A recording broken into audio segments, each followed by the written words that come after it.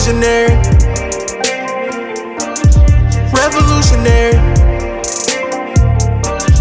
I'm a visionary, revolutionary. What's going on, WWE TV family? This your boy, KB the Mark, and I'm here with my stupendous, marvelous co-host, Camille Salamander, as well as the returning Mrs. Quinn. I want to point out something before we jump into it. Our fans is calling us out because of Miss Quinn. Salamander, did you know this? Yes, I have. They called us out saying that you, Miss Quinn, have us speaking professional. What do you want to say to the fans of the channel that is starting to grow on you? Because it took us a minute, but you just came on here and within 2 episodes, you just taking the fans. Because we are the marks for professional wrestling, and y'all have to be professional, so that's my job. Makes sense. Camille Salamander, anything you want to add? No, it do add a professionalism to it because, you know, we're not over talking each other as much as we normally do. Oh, I think that'll change when we get to Dynamite. Oh yeah. Well, not really. Well, I don't know. We'll see. We'll see. But guys, go grab your snacks. It's going to be a good one. It's going to be a long one. That's what she said. So grab your snacks, sit down, and shut the fuck up. We're going to talk some professional wrestling today. Mainly the Mania weekend. We got a lot to jump into. Don't want to waste any more of you guys' time. Please don't forget to like the channel. Please don't forget to like the video, subscribe to the channel, push that notification bell so you will get more, so you don't miss out on any uploads. Also, our community tab is still open. Add those questions at the end of the podcast today of the WrestleRamble. We are going to answer the questions that we did get from the subscribers, but that community tab is still open. So go put your questions in there, and any new questions we'll just continue to add on to the WrestleRambles. We're here to talk WrestleMania weekend. It was a spectacular WrestleMania weekend. The week following, we're going to get into it. I want to start off with part 1, and these are just quick fire answers. We're going to go through and just give you guys best match, worst match of the weekend, best attire, best moment, best performer, and an OMG moment. So I'll start off, and then we'll go Miss Quinn, and then we'll go Camille Salamander. Best match for WrestleMania weekend. To me, it's got to be the Sheamus, Gunther, and Drew McIntyre triple threat match for the IC title. Miss Quinn, solid pick.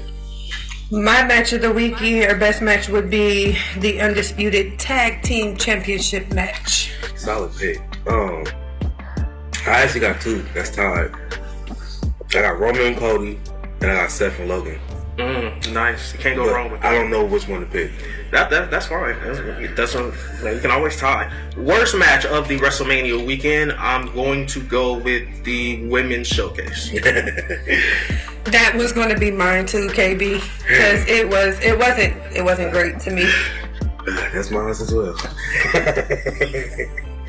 There were a lot of pay-per-views, premium live events that went on during the weekend. So even go home shows. So match of the weekend, it could be from any of the premium live events or the numerous of pay-per-views. My match of the weekend, though, is still going to stay with WrestleMania. I'm going to go with the Undisputed Universal title match. Okay. My match of the weekend is going to be the Hell in a Cell match. Mine is the Undisputed Tag Team Championship match. All right, best attire. I gotta go with the Drip God. I'm sorry. The Drip God will always have the best attire. Seth Rollins. Yeah, even Becky Lynch was jealous of his jacket. Yes. I think that. Yes, Miss Quinn. Seth Rollins as well. I'm gonna go back. You know what? It was great. The shout out to the great Muda and everything. His attire was, I say, second to best. If not the best, second to best. Best moment for the weekend for me is going to be Rhea Ripley dethroning the Queen. Mm-hmm. Even though we all saw it, the moment and the match itself still lived up to the hype for Mania weekend. Yeah, I would choose that one, and I'm tied with KO and Sammy winning the tag belts as well. I'm going to stick with Ray, and I'm going to put when he finally got his hands on Dom and whooped him with the belt. Best performer for me is actually going to be Rey Mysterio, just off of him whooping Dom. And actually, the best performer, I think it, like you, I'm going to go with Rey and Dom. I think it took both of them to make that match what it was. So that's going to be my best performer, those two, Rey and Dom. Miss Quinn? Mine is Rey Mysterio and Cody Rhodes. See, I'm gonna stick with the R's, but I'm gonna give it to a woman. I'm gonna go Rhea Ripley. It's not a bad. I mean, she put on a hell of a match. OMG moment of the night / weekend. I'm gonna go the results of the night 2 main event. Okay. When I thought about it, I don't know. I don't know. We're gonna talk about it more, but that's my OG moment. Yep. Miss Quinn? So disappointed in the ending of that Universal title match.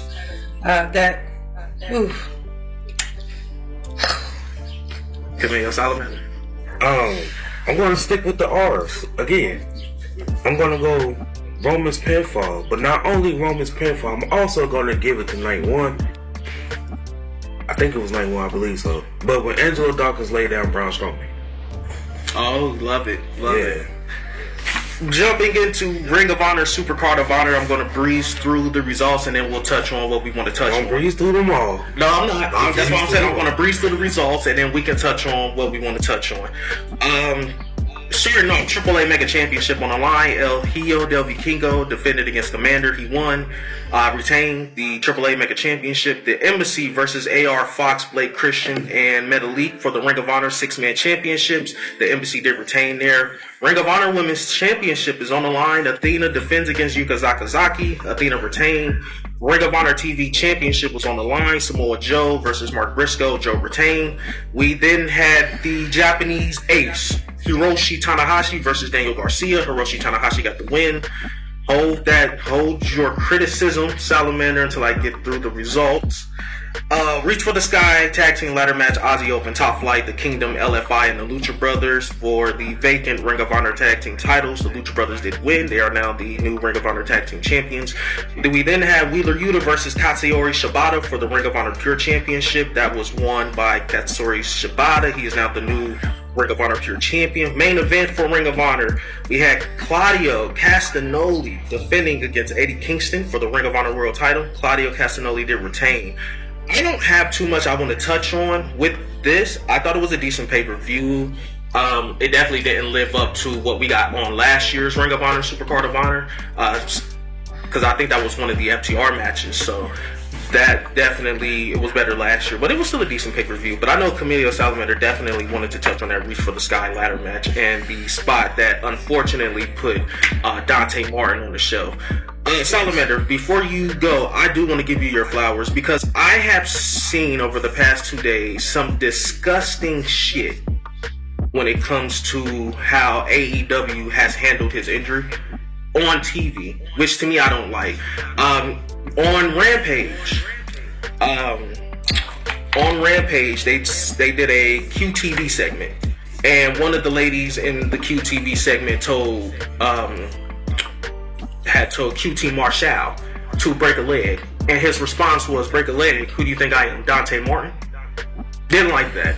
And then on the Ring of Honor, on the Thursday before Dynamite, we were doing I can't remember the match. I think it was Maria Kanellis was on a commentary. Can't remember the match offhand, but I remember they were making light of the Dante Martin injury, and I don't like that. But go ahead, Camilo Salamander. My main thing about this is just,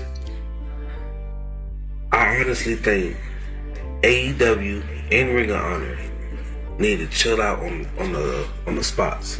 You know, eventually, I get that, you know, you're trying to go for odd moments and everything, but eventually, you know, you do too many OMG moments, as they say, it's gonna, you know, take away from the match itself. You don't want to overshadow, you know. And that tag match was good, but that's all I saw was basically spot after spot. But I know traditional ladder matches depends on spots, but when I'm talking about spots, it's like simple spots. Like they was doing flips off ladders and you know back flips holding the ladders and all the other amazing things. That was an unnecessary spot. Like the match before the Canadian Destroyer, that match could have been over 10 minutes ago. It didn't need that spot. And I'm thinking, when is it enough? You know. Now I know y'all haven't had really that many injuries that happen due to these spots going wrong, but we have seen very close calls. Now I understand that the same thing happens in the E. But the spots in the E is ways more safer than the spots that happen in Ring of Honor and AEW. And we don't have that many close calls and stuff. I mean, yeah, you say it's Sammy Guevara, but we seen him fall on his neck from top of a ladder off of a spot that I claim is unnecessary. Now, if you're going to do those spots, you got your one person that's going to do it. Like WWE, we had Jeff Hardy. He was going to do them Daredevil spots. In AEW, you got Darby Allin. He's going to do them Daredevil spots. Leave it like that. Everybody don't gotta do that shit. That's what I mean. Like I get AEW. They want to go for all moments. They want to be to be the talk of the weekend. I get what they was going for having that pay per view in the middle of WrestleMania. But it was like, don't overdo it. You overdo it, you see what happens. That was it. It was just like. That's why I was like, I think Tony Khan really needs more of that help. Especially now, because we all seen what's happening with WWE. And if it looks like it's going to be continued this way, Tony Khan has a perfect opportunity to become the top wrestling promotion in the United States. So, you want to avoid these things, and we try to get some help. That's what I'm just saying. To get some help from the people who's a vet, who knows these things, who's like more producers and all this stuff right there that can help make these matches more good. That's all I'm saying. Cause I'm like, some of these spots and shit is. Now I know you called out me saying, Sting going through some tables, but Sting a vet, man. Sting is a vet. He knew how to take that spot. He wanted to prove for that spot if he knew he wasn't going to take it. And he couldn't take it professionally. But I guarantee you that Dante Martin spot, I guarantee you that they knew, like they probably practiced that shit. But like I said, I pointed out, they fucked up because they was too far ahead. And that was like a little bit back on the ladder and then performed it, that was cool. But then I also, like you said, I think the stage was a problem because it was too close. But when they did it, he missed the table entirely. His feet hit the ground. That's why it broke. All the impact for his weight and shit being in the air, it just hit straight to the floor. He had nothing to break his fall. Penta, his fall was broken because of the tables and all that. And I always like to point out, he no-sold that shit at all. He grabbed his ankle. He no-sold that shit at all. Before I go to you, Mr. Ken, Darius was in the match on Ring of Honor. I think he was going against Hot Sauce Tracy Williams, and that's why they were bringing it up, but it's still disgusting commentary nonetheless on both Ring of Honor and AEW television. But Ms. Quinn, anything that you wanted to touch on the Ring of Honor Supercard of Honor? Not necessarily. It was a decent pay-per-view for Ring of Honor, but I think my match of the night was Shibata taking that pure championship from Wheeler Yuta. That was one of the best matches on that card. Yes, I definitely agree. It went under 15 minutes. Yeah. Really put over Shibata. If we're going to do that and talk about matches of the night, I'm going to give you one that I think was better. I'm going to go Samoa Joe and Mark Briscoe. It's not a bad choice. No. Not a bad choice. I mean, if we were going to do match of the night from Ring of Honor, I honestly would go Athena versus Yuka Sakazaki. They had a nice hard-hitting affair, and it definitely put over Yuka Sakazaki, who I think is more than capable of being thrusted into that TBS title picture. She definitely can do a one-off with Jade. Okay. Yeah. Anything else that we want to add before we move on to Stand and Deliver? No. It is the first premium live event of the weekend. NXT Stand and Deliver. Going to breeze through the results and then go ahead. Now we're going to breeze through these results, but I will let you know. I fell asleep at the unsanctioned match. It wasn't boring. This was a long ass weekend, guys. Man, it was a long ass weekend. A lot of wrestling, and it started super early. I was just tired. No, you're fine, because I often say that 1 o'clock start time. I don't really like that 1 o'clock start time. I would honestly like for them to not even do, because we know SmackDown is going to be for the Hall of Fame. Mm-hmm. I would much rather get a premium live event at 7 o'clock, and then you go into the Hall of Fame at 10. So they can have like their own time, because it just seems like you're trying to squeeze a lot. Friday. No, that's what I'm saying. They run the premium live event on Friday. On Friday, okay. And then go into the Hall of Fame. You still got SmackDown too. Nah, SmackDown just wouldn't air. We didn't get nothing on SmackDown though. The goal with the Andre the Giant Battle Royal. That's all we got. And you can move that. Fox is not. You can move that. You gotta think about Fox is not gonna do the slide and be like, oh yeah, be cool with not just giving out a SmackDown. I don't. You gotta get some best of show, something. I mean, you can do something like that. You can do like a best of, because we know their years from WrestleMania to WrestleMania, so they can do like a best of the year type of show where it doesn't really matter, and then you can give NXT this time, because as you've seen, I feel for those NXT superstars who had to get up at 7 o'clock. Yeah, in the morning. In the morning on the West Coast. On the West Coast.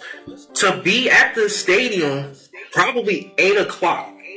And just imagine the first person who kicked off the show, which was Chase U. And that was at 9. That was at 9 o'clock. 9:45-ish. Because they were on the pre-show. The show didn't start till 10 a.m. Their time. They still got sleep in their hours. Exactly. I'm complaining because I'm like, shit, 1 o'clock, I'm tired, I fell asleep. Just imagine what people in the UK. That's like 3, 4 in the morning. They're used to it, but they get up at 2 o'clock. Now I see how they feel though. They get up at 2 this o'clock. Is super early watching wrestling. I'm like, damn. You know what it is? I actually like it this way too. Before we go into the car real quick, I actually like it this way though, because we don't really pay the price that much. Mm-hmm. But there are moments like when they go to Saudi. And we got a 12 o'clock time start. So every now and then stuff is cool. Yeah, like I don't mind having to pay the Pied Piper, every now and again, because if you think about it, like you said, they really take the brunt of it for 98%. Right. So, breezing through the results. Fight for the University. Chase U versus the Schism. Chase U won. Ladder match. Roxanne Perez defended against Zoe Starks, Gigi Dolan, Tiffany Stratton, Tyra Valkyria, and Indy Hartwell. Indy Hartwell is now the new NXT Women's Champion. NXT Tag Team titles were on the line. The Gallus Boys versus the Creed Brothers versus the Dawn of NXT. And the Gallus Boys won that one, retained. NXT North American Championship was next. Wes Lee defended against JD McDonough, Ilya Dragunov, Axiom, and a debuting Dragon Lee. Wes Lee did retain. We had the unsanctioned match, Johnny Gargano versus Grayson Waller. Johnny Gargano did win that. We had the NXT Women's Tag Team Championships on the line. The champions, Fallon Henley and Kiana James, were defending against Alba Fire and Isla Dawn. Alba Fire and Isla Dawn are now the new NXT Women's Tag Team Champions. Then we had the main event NXT Championship match on the line. Braun Breaker defending against Carmelo Hayes, and Carmelo Hayes won there. He is now the new NXT the new NXT champion. Like I told you guys before we started, I only wanted to touch on a couple of things. I want to touch on the ladder match. So the story for the ladder match is Roxanne Perez did her Shawn Michaels bit, where she fainted after fighting the Japanese icon. Mm-hmm. So after that, she then makes her comeback 2 weeks later to get put into a ladder match, which then we saw Gigi Dolan almost win it, but JC James screwed her, which then led to Indy Hartwell, with the help of Dexter Lumis, becoming the NXT Women's Champion. So, a couple problems. Why couldn't we just run Indy Hartwell versus Roxanne Perez? 2, why did it take Dexter Lumis to help her win? And 3, what was the point I get the point is to spin it off into that toxic attraction feud of JC Jane and Gigi Dolan. Mm-hmm. But I believe we could have done that without this ladder match. I know for a fact I can answer at least two of your questions. One, they didn't do Roxanne Perez and Indy Hartwell because we know WWE, they hate to do face versus face. That's one.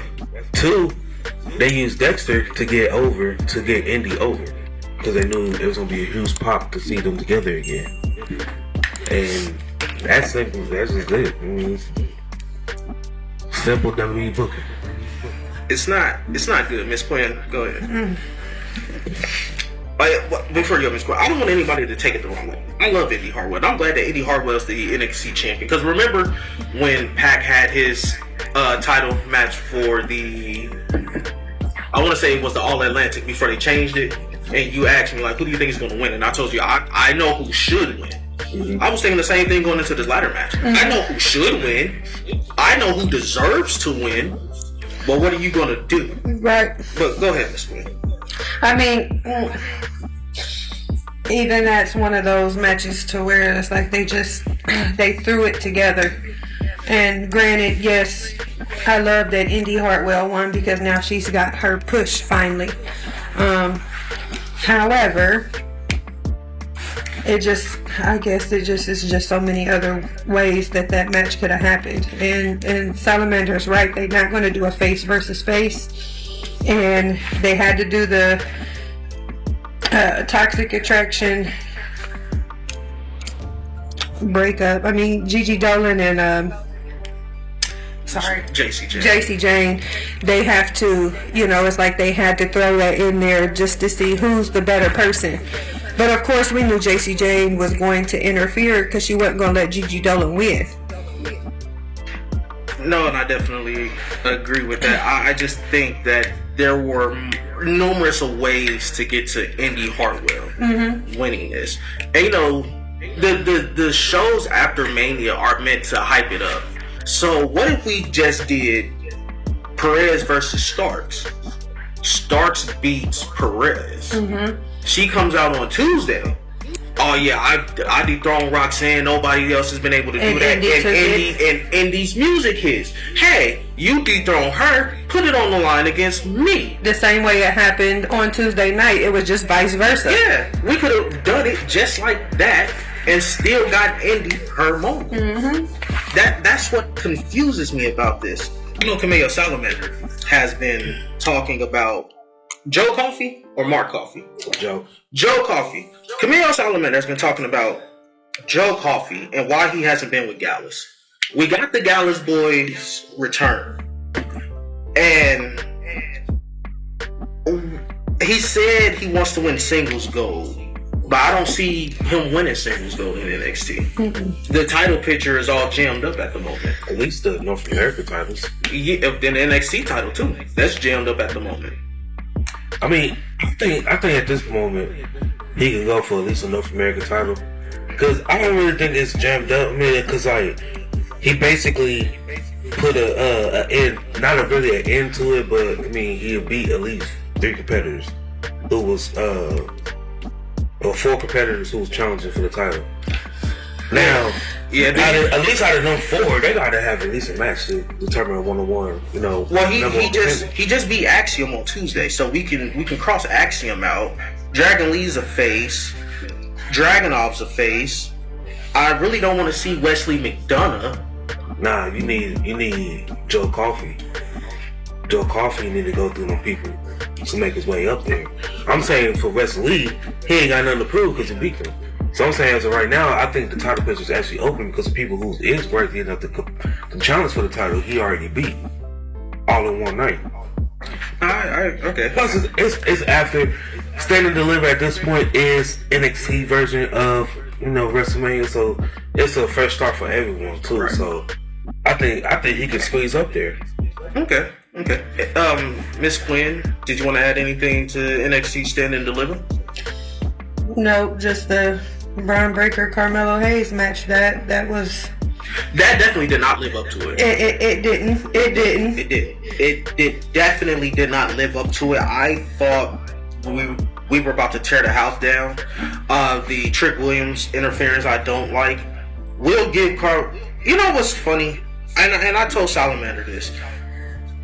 If Carmelo Hayes, if you're going to do this title change in LA, and Carmelo Hayes is coming out with the purple and gold, it only makes sense for Braun Breaker to come out in the green and white Boston Celtics color, because he's already getting booed. Mm-hmm. So why not come out in the Boston Celtics colors? Really get that LA fan base to hate you.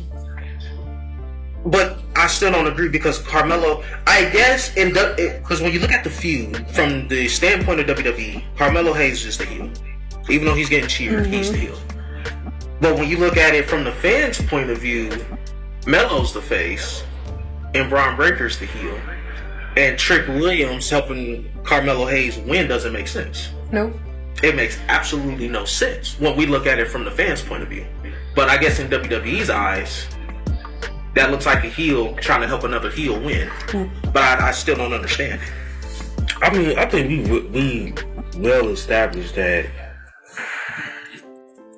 WWE just needs to adapt to the times, because us fans, we don't care if you face, and it's face versus face, heel versus heel. We just want to see good ass wrestling. Yeah, that is true. And we don't care. Very true. I mean, the best fights happens when, you know, they both got the same pictures. I mean, now that they are inquired by UFC, you can look at the UFC. You know, two assholes going up against each other. What is it? Nate Diaz and Conor McGregor. Every time they come up, that's a fucking sellout event. Every time. They both two shit talkers. It sells. I mean, who don't want to see a good heel versus heel? Especially they both are two dominant heels. Makes sense. Anything else you two want to add? I don't have any more to say about standard delivery. Nope. Decent premium live event. Decent way to start off. The ladder match. The ladder match? Yeah. I would say match of the night was unsanctioned. Gargano versus Waller. I don't know. I ain't gonna lie. I'm just saying for me. Because I was asleep. Nah, you're good. We already established that the early starter. That unsanctioned match was better than the ladder match. Yeah. Because the ladder match, like we said already, that match could have went 20,000 different ways. Can we talk how Indy Hartwell got the jobber entrance, but she still won? I guess that was just them pulling the swerve. Because you know what? Tony Khan took a page out of that NXT Stand and Deliver on Wednesday, and we'll cover that. I didn't even peep until you said it. He took that same approach. But we'll get there. We are now into the talking points. Night one. So I'll go over builds as well as the match, and then I'll go Miss Quinn and Camille Salamander all the way through both WrestleMania nights to figure out what we thought about it.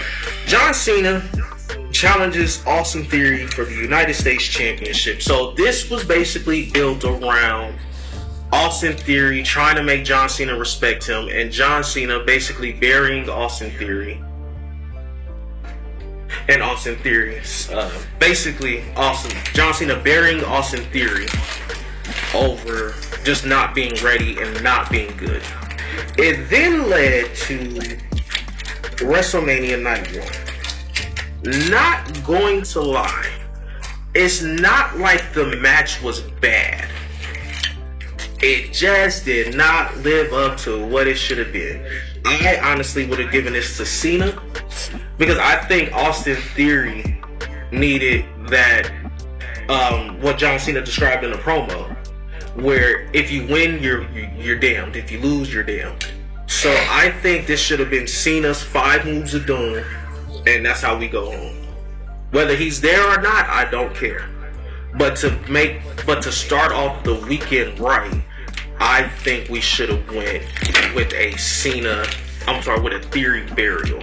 Mm-hmm. But Miss Quinn, go ahead. I agree.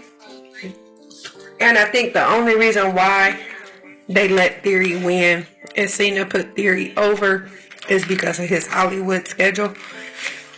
However, he didn't have to hold the title.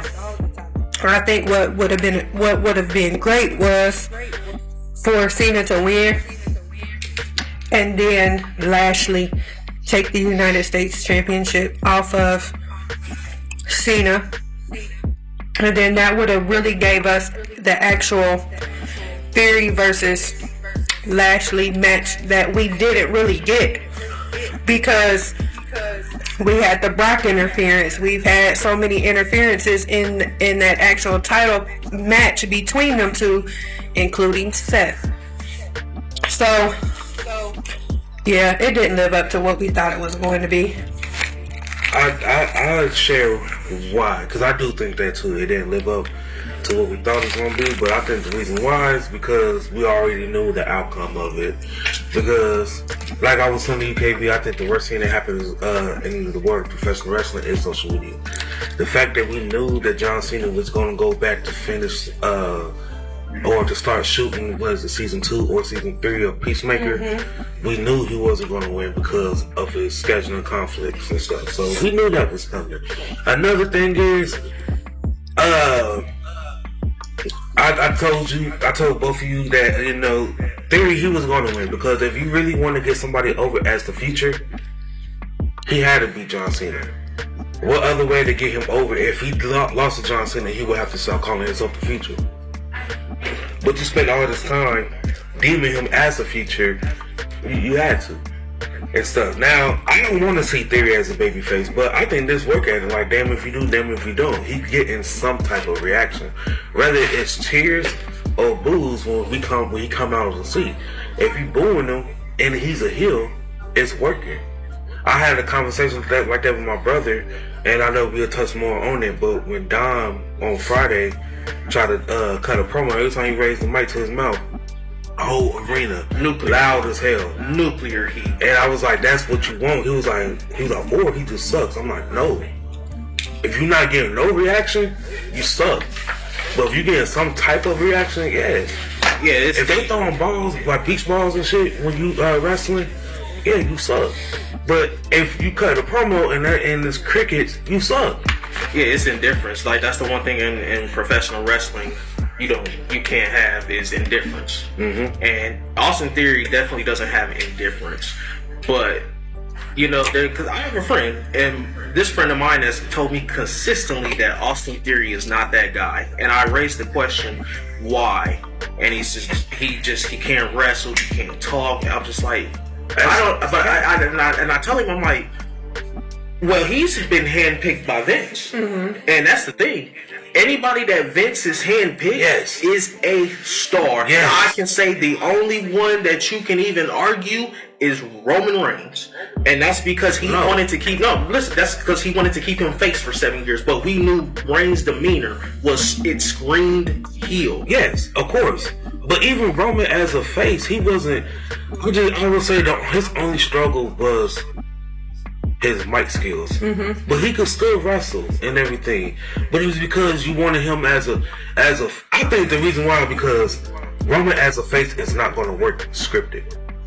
You can't have him script promos as a face.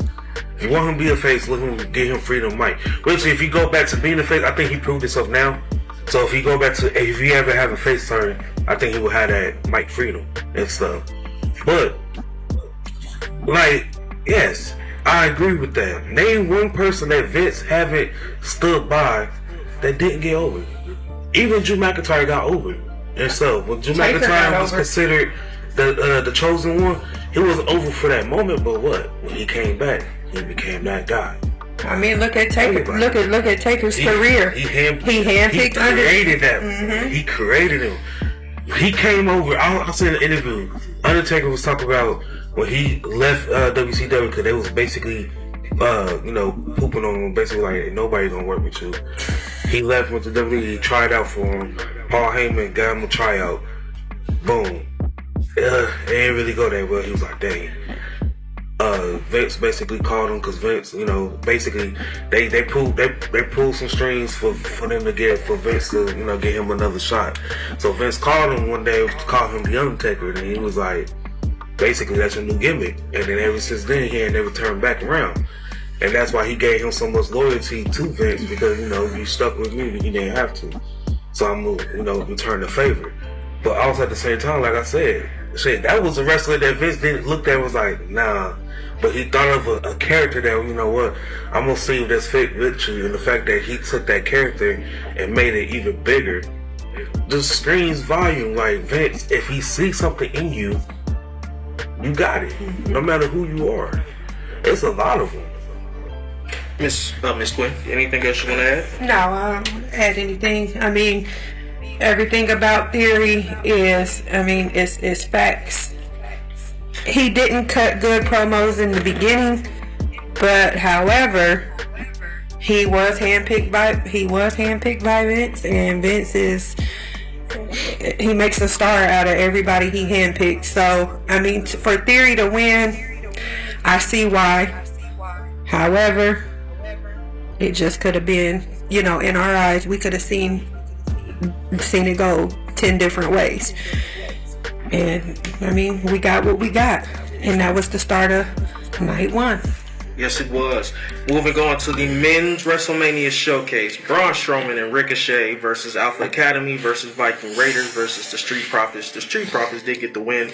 Before I deep dive into this match, I want to put over Braun Strowman. Braun Strowman is in this tag team because he made a tweet about flippy doo-dah wrestlers. And this was his punishment. And he's been working it really well. A true definition of a professional, man. This is what I was telling you about too, KB, because we speak off the record a lot. But I was basically saying, I hate what, like, social media is really is really the downfall of professional wrestling. Once the social media became popular, professional wrestling, all this stuff is getting exposed, and it's just making like, ugh. Because it's like, once you get a gimmick or shit not going your way, boom. The first thing you run to, and then you get your release, and then go into another company, and you basically in the same position that you was. But it's like, what happened to the times when motherfuckers just paid their dues? They waited their time and shit.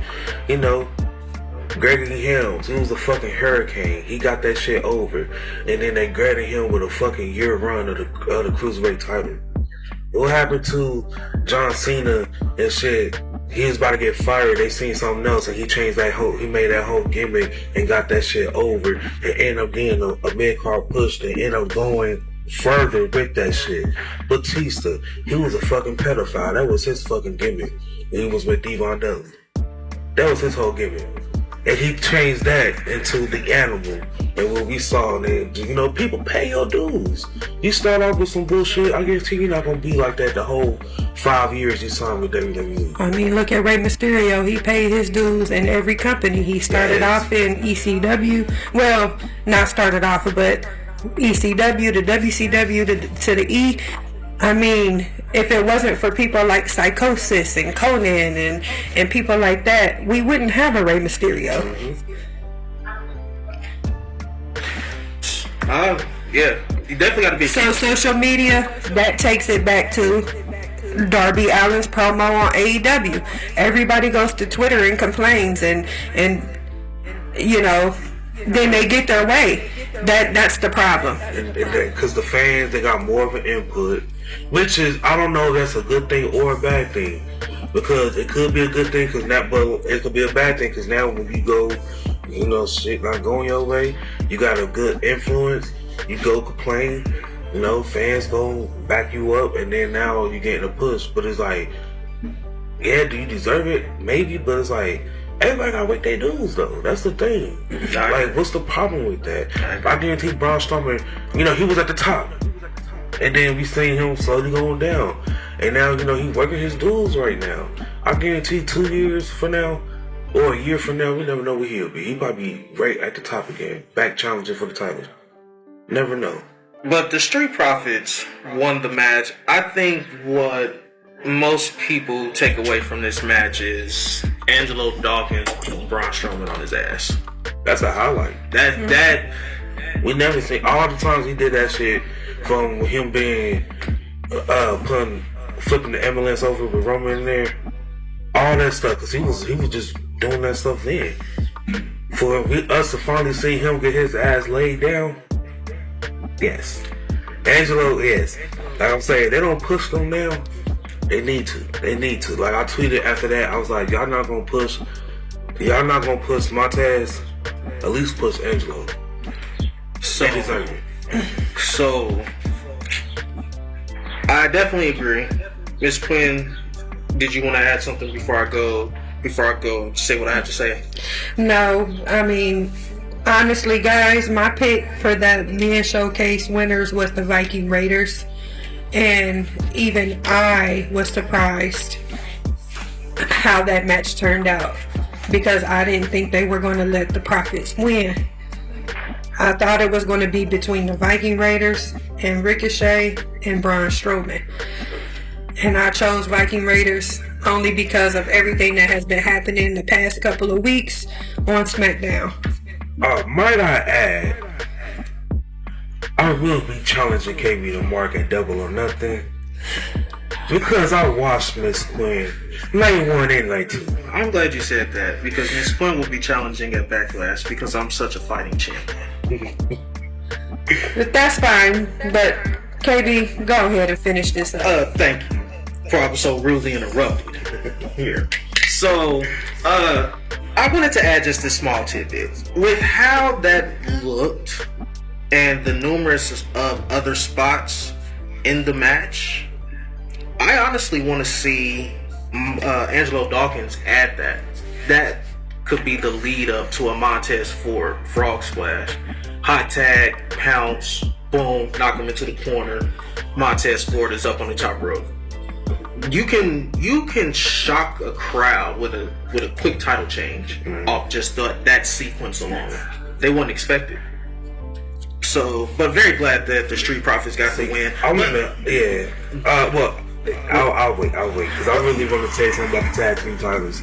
With this draft and shit that happened on Friday, it's a lot of possibilities where I think that can happen. We're gonna talk about that.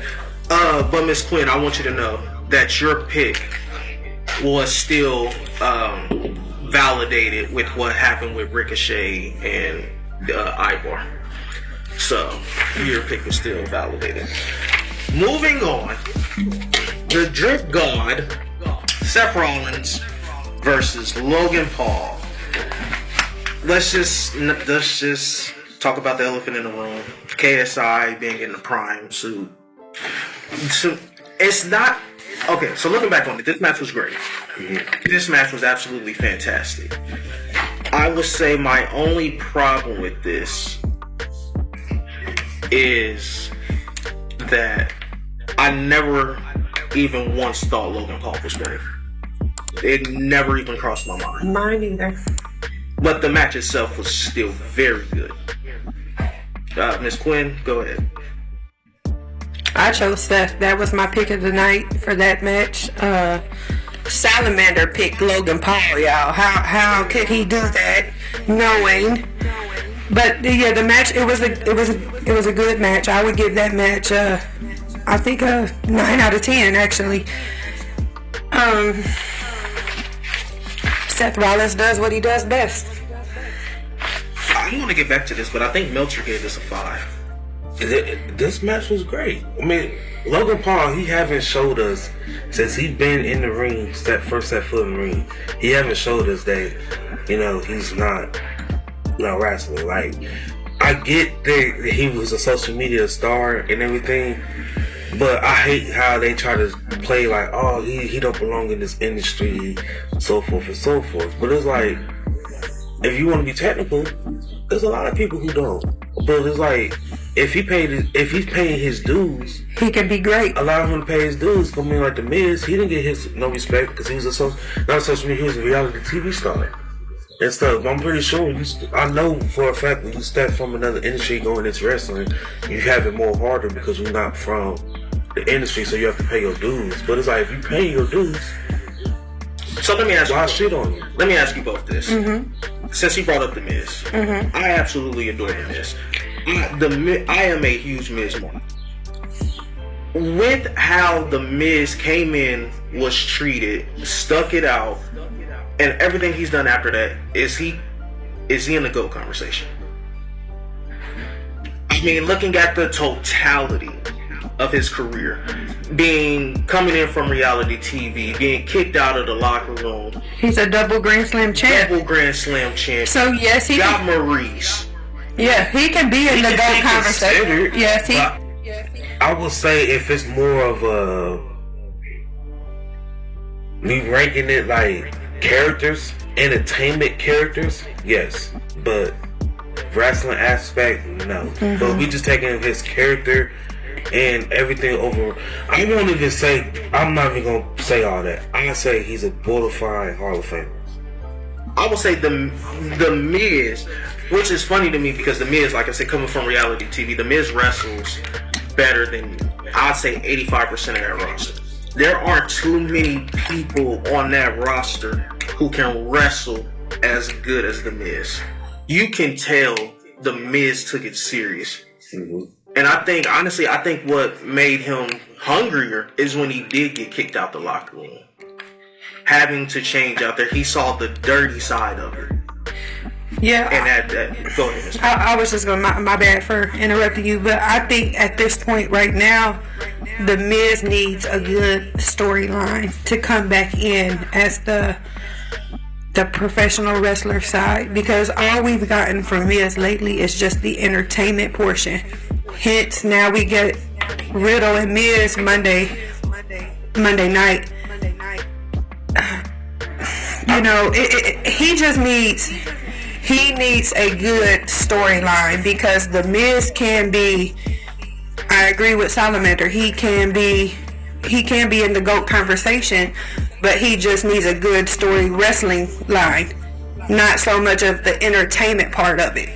That, I think that's where he gets some of his hate from some of the WWE universes, because it's all fun and games on the entertainment side, but we're not getting the good wrestling portion of what the Miz can offer. Let me add this. I think they got the story with the Miz. You want him to go back to being like just wrestling? He got the story, cause like this, he hosted WrestleMania. It was hosted from the city that he now resides as and claimed as his home. You see, he dropped to Ohio, and he just now say he's residing from Hollywood, California, right? Right. What happened night 1, night 2? He got embarrassed by who? Snoop Dogg, who's what? In Hollywood. So that's what you do. Feel like he got his Hollywood turned his back on him. So now he's going back to the place that he turned his back on, kind of. Because now, ever since he started into the movies, that's his whole gimmick. It's about, I've been Marine 2, 3, 4, 5, 6. I've been in this, I've been in that. Right. I'm Hollywood, I'm the A-lister. Da-da-da. That's how you go back. Like, no, Hollywood turned their back on me and stuff. Boom. I like it. I like it a lot.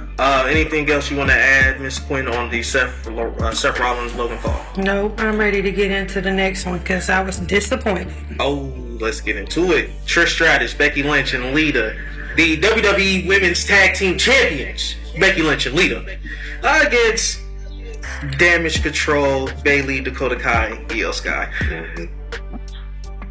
My mama always told me, when you don't have something nice to say, don't say nothing at all. Miss Quinn, take it away.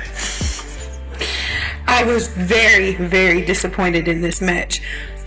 Not saying that the WWE Hall of Famers Trish Stratus and Lita aren't great. However, my pick of the night was for Damage Control to win, only because we were supposed to get that wow factor out of that match. So for Becky Lynch, Lita, and Trish Stratus to win, we didn't get that wow factor out of that match, because we didn't get the best of Damage Control at this point. It was like they came off weak. I mean, blame Triple H's booking. But go ahead, Salamander. That's not Triple H. I say, look, Vince.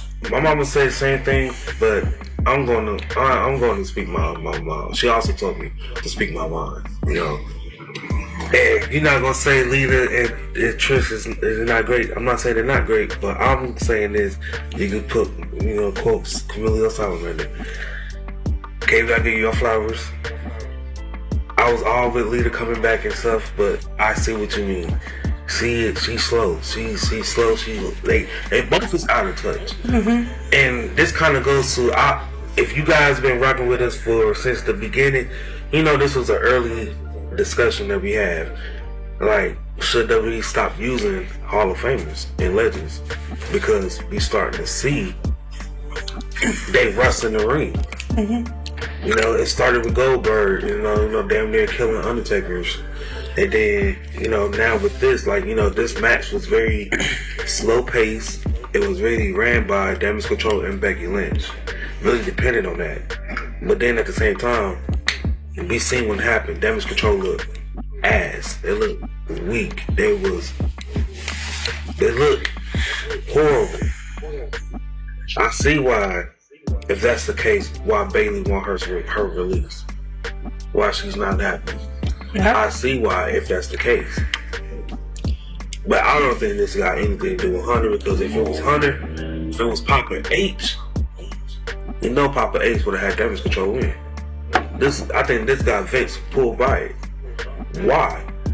It made more sense. The story that it was kind of going, and the rumors around the time, it was that Trish Stratus was going to turn on her team and mainly target Becky Lynch to set up that match for SummerSlam.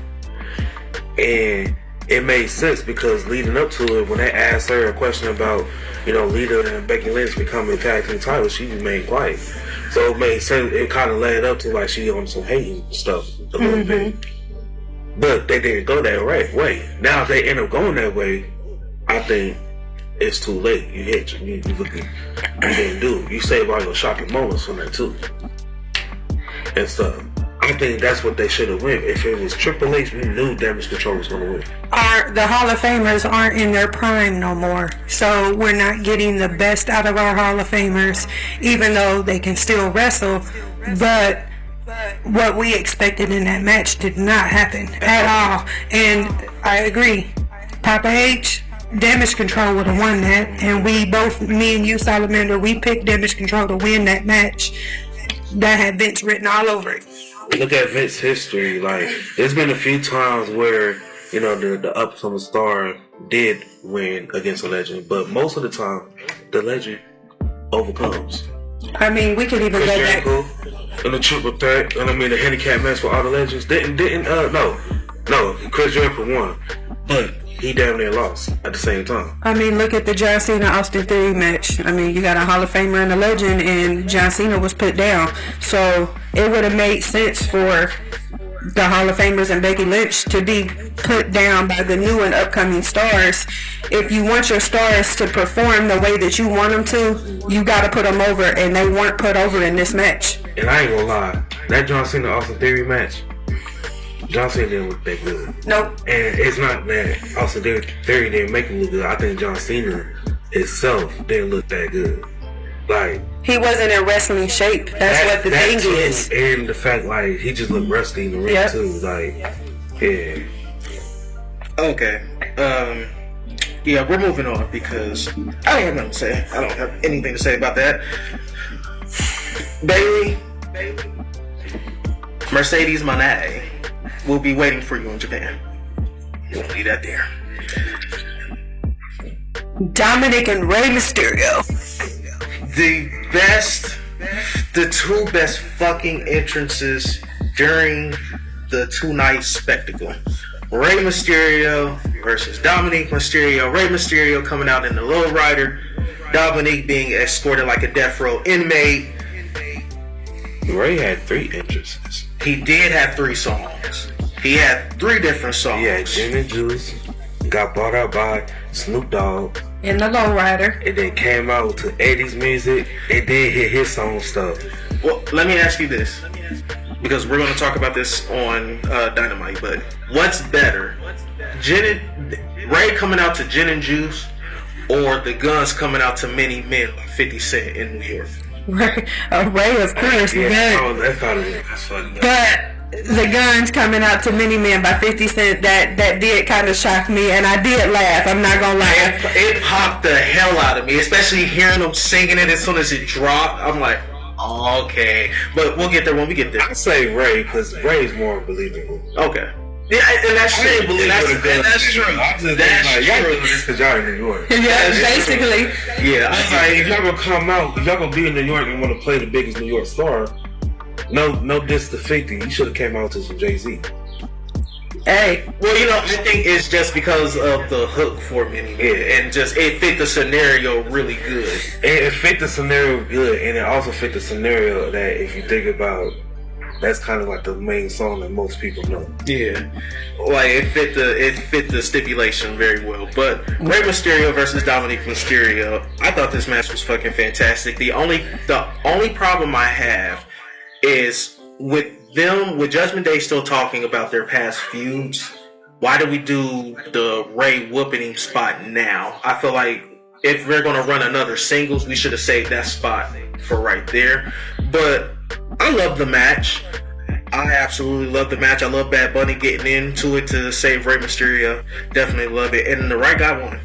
The right guy definitely won. Yeah, the right guy did win, but when you were saying the whooping spot, I think at the scene what happened on SmackDown, not with the tag matches, but the promo of Dominique, it makes sense because it's like at the end of the day, it'd be different if it was like, all right, this is you and your brother, but this is you and your dad and stuff. So it was like, it's funny because he's talking stuff. He's still talking stuff. So it was like, even though you beat me, I held back type stuff. So it was like, it just make it more funny. I just think this whole feud is funny. But honestly, I was talking to my brother about the stuff, and I was saying, I was like, when he came in, he was under, he was learning up under his dad. And we kind of seen, he was slow, he was a tall luchador, so he had to adapt. But I think he actually got better being with Judgment Day in the ring and on the mic. And I guarantee, since he with the Judgment Day, I guarantee he's learning from Finn Balor. He's learning from Rhea Ripley. He's learning from Damian Priest. So he learned from three different wrestlers from 3 different backgrounds. So he got 4 different wrestling and stuff too. And he's gotten way better. Way better. Yes, Dom's gotten way better, and I think the XCOM Dom is what really put it over. The real question is, who's better, Dominic Mysterio or Hook? Ooh, I would say in ring wise, I'm gonna go Hook, but character wise, it's definitely XCOM Dom. Or just all around. All around, I still have to go XCOM Dom because like the WWE is going to teach you how to be a superstar. Absolutely. AEW will teach you how to be a professional wrestler. I still don't get the Hook character. He just likes to fight. Yeah, but he off of Dragon Ball Z too. Hey, that's what makes Hook Hook. It's really just the background with his dad, but I don't get it.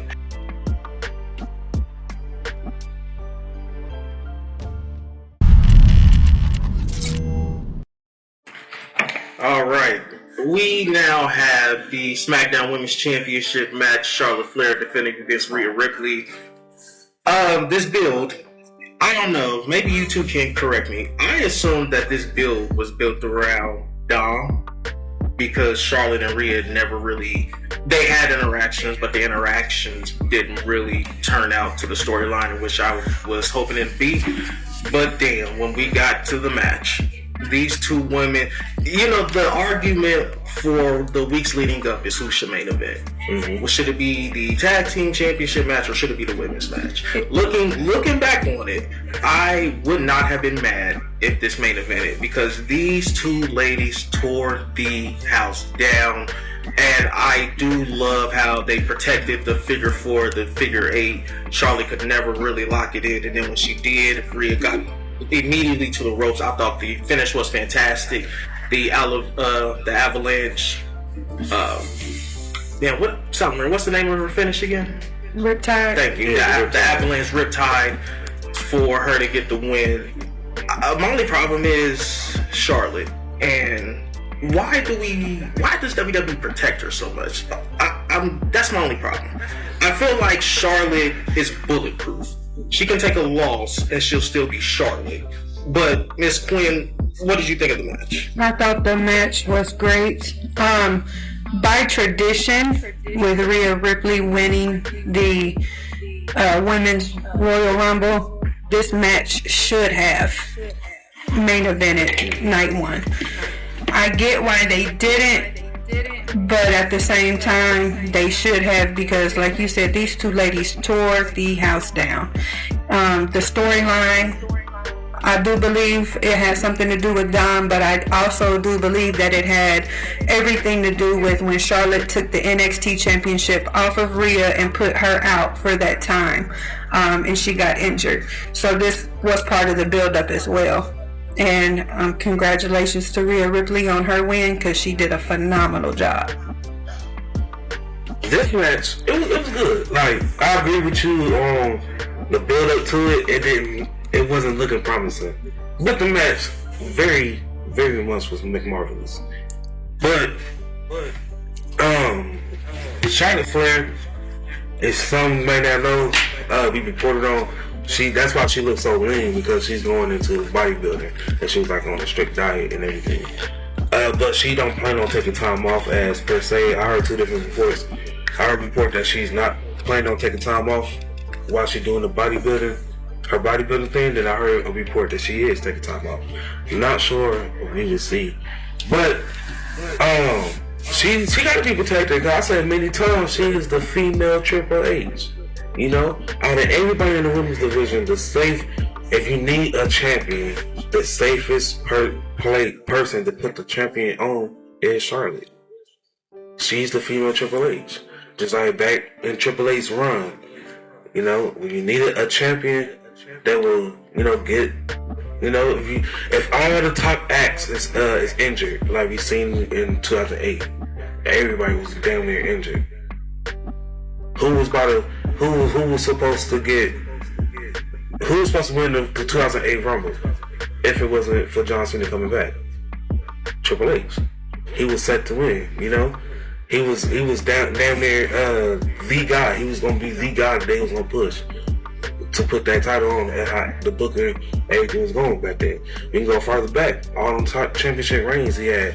The reason why he was just handed the World Championship title on Raw when Brock went to SmackDown with the title. That's why, like, he's the safest person. You ain't got nobody put on Triple H. Same thing in women's division. We ain't got nobody put on Charlotte. Fans gonna hate it, but shit, you getting a reaction.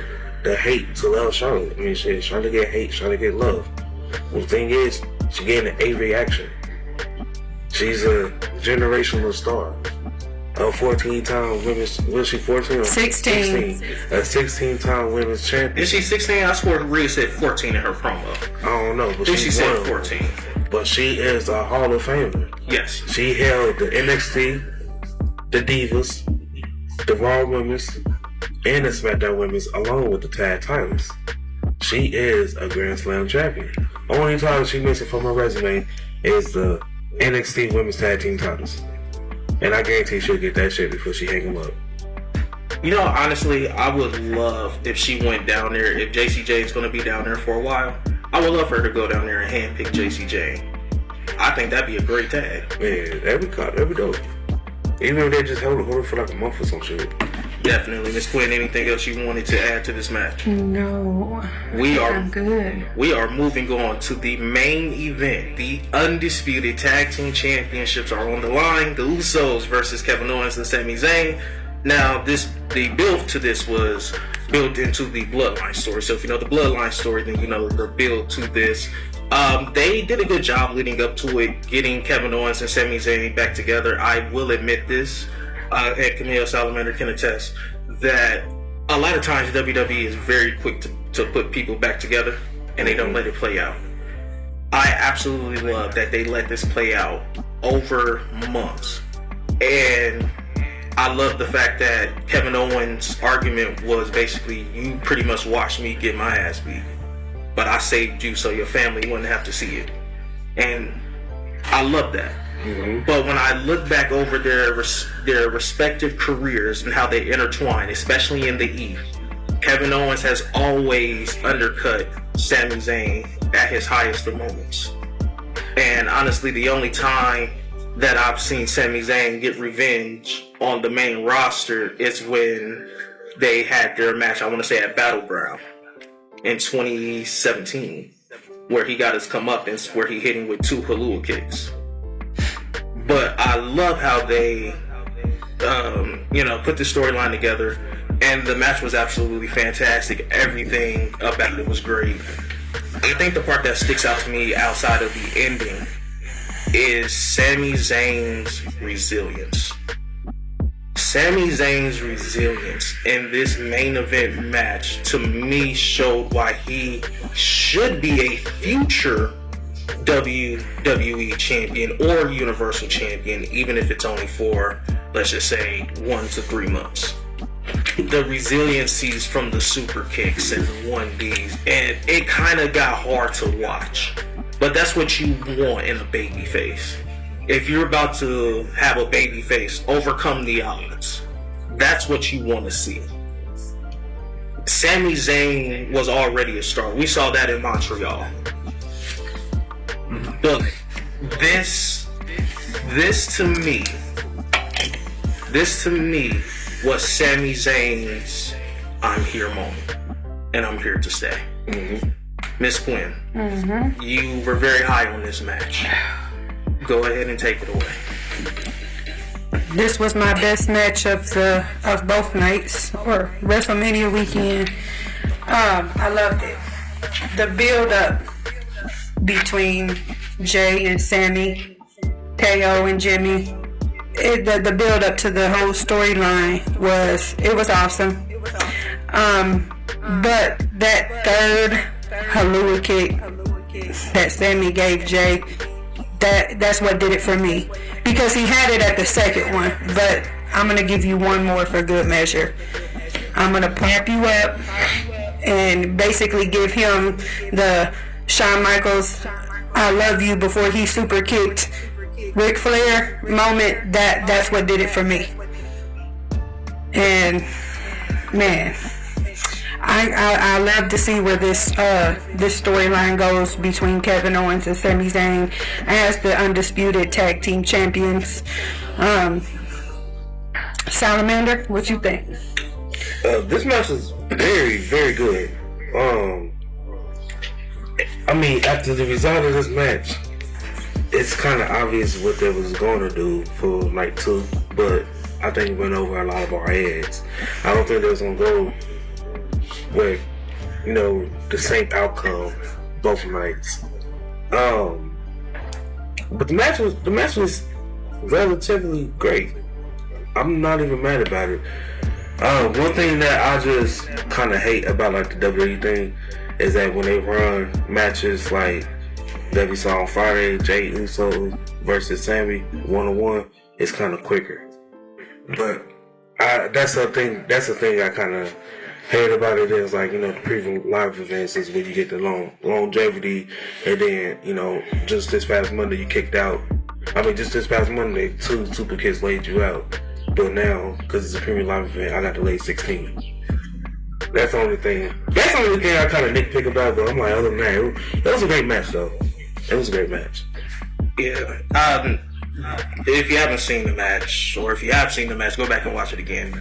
Us talking about it won't put it over enough.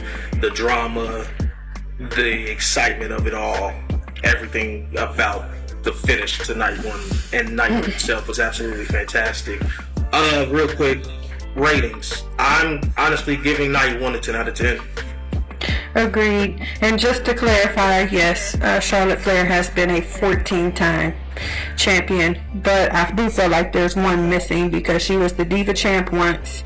She held the Raw Women's Championship 6 times, SmackDown 7 times, but she also held the NXT belt once. Then they're probably not counting. Then, yeah, so technically it should be 15, but we're going to go with 14. Salamander.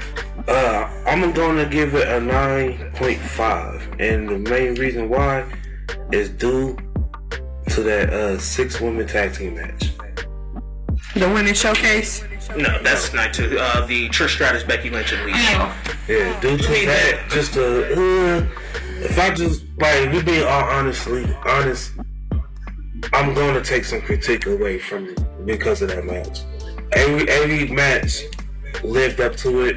That match did not, to me. This was like the die down of the match. Like, I'm gonna be all in 100. This was a bathroom break and get your snacks together match. Okay. No, I do agree with you to an extent, but when I'm looking back over the entirety of night one, a lot of that makes that okay. But that's just me, and I respect that. Hey, the only thing we left out in night one was the return of Pat McAfee, y'all. Pat McAfee beating the Miz.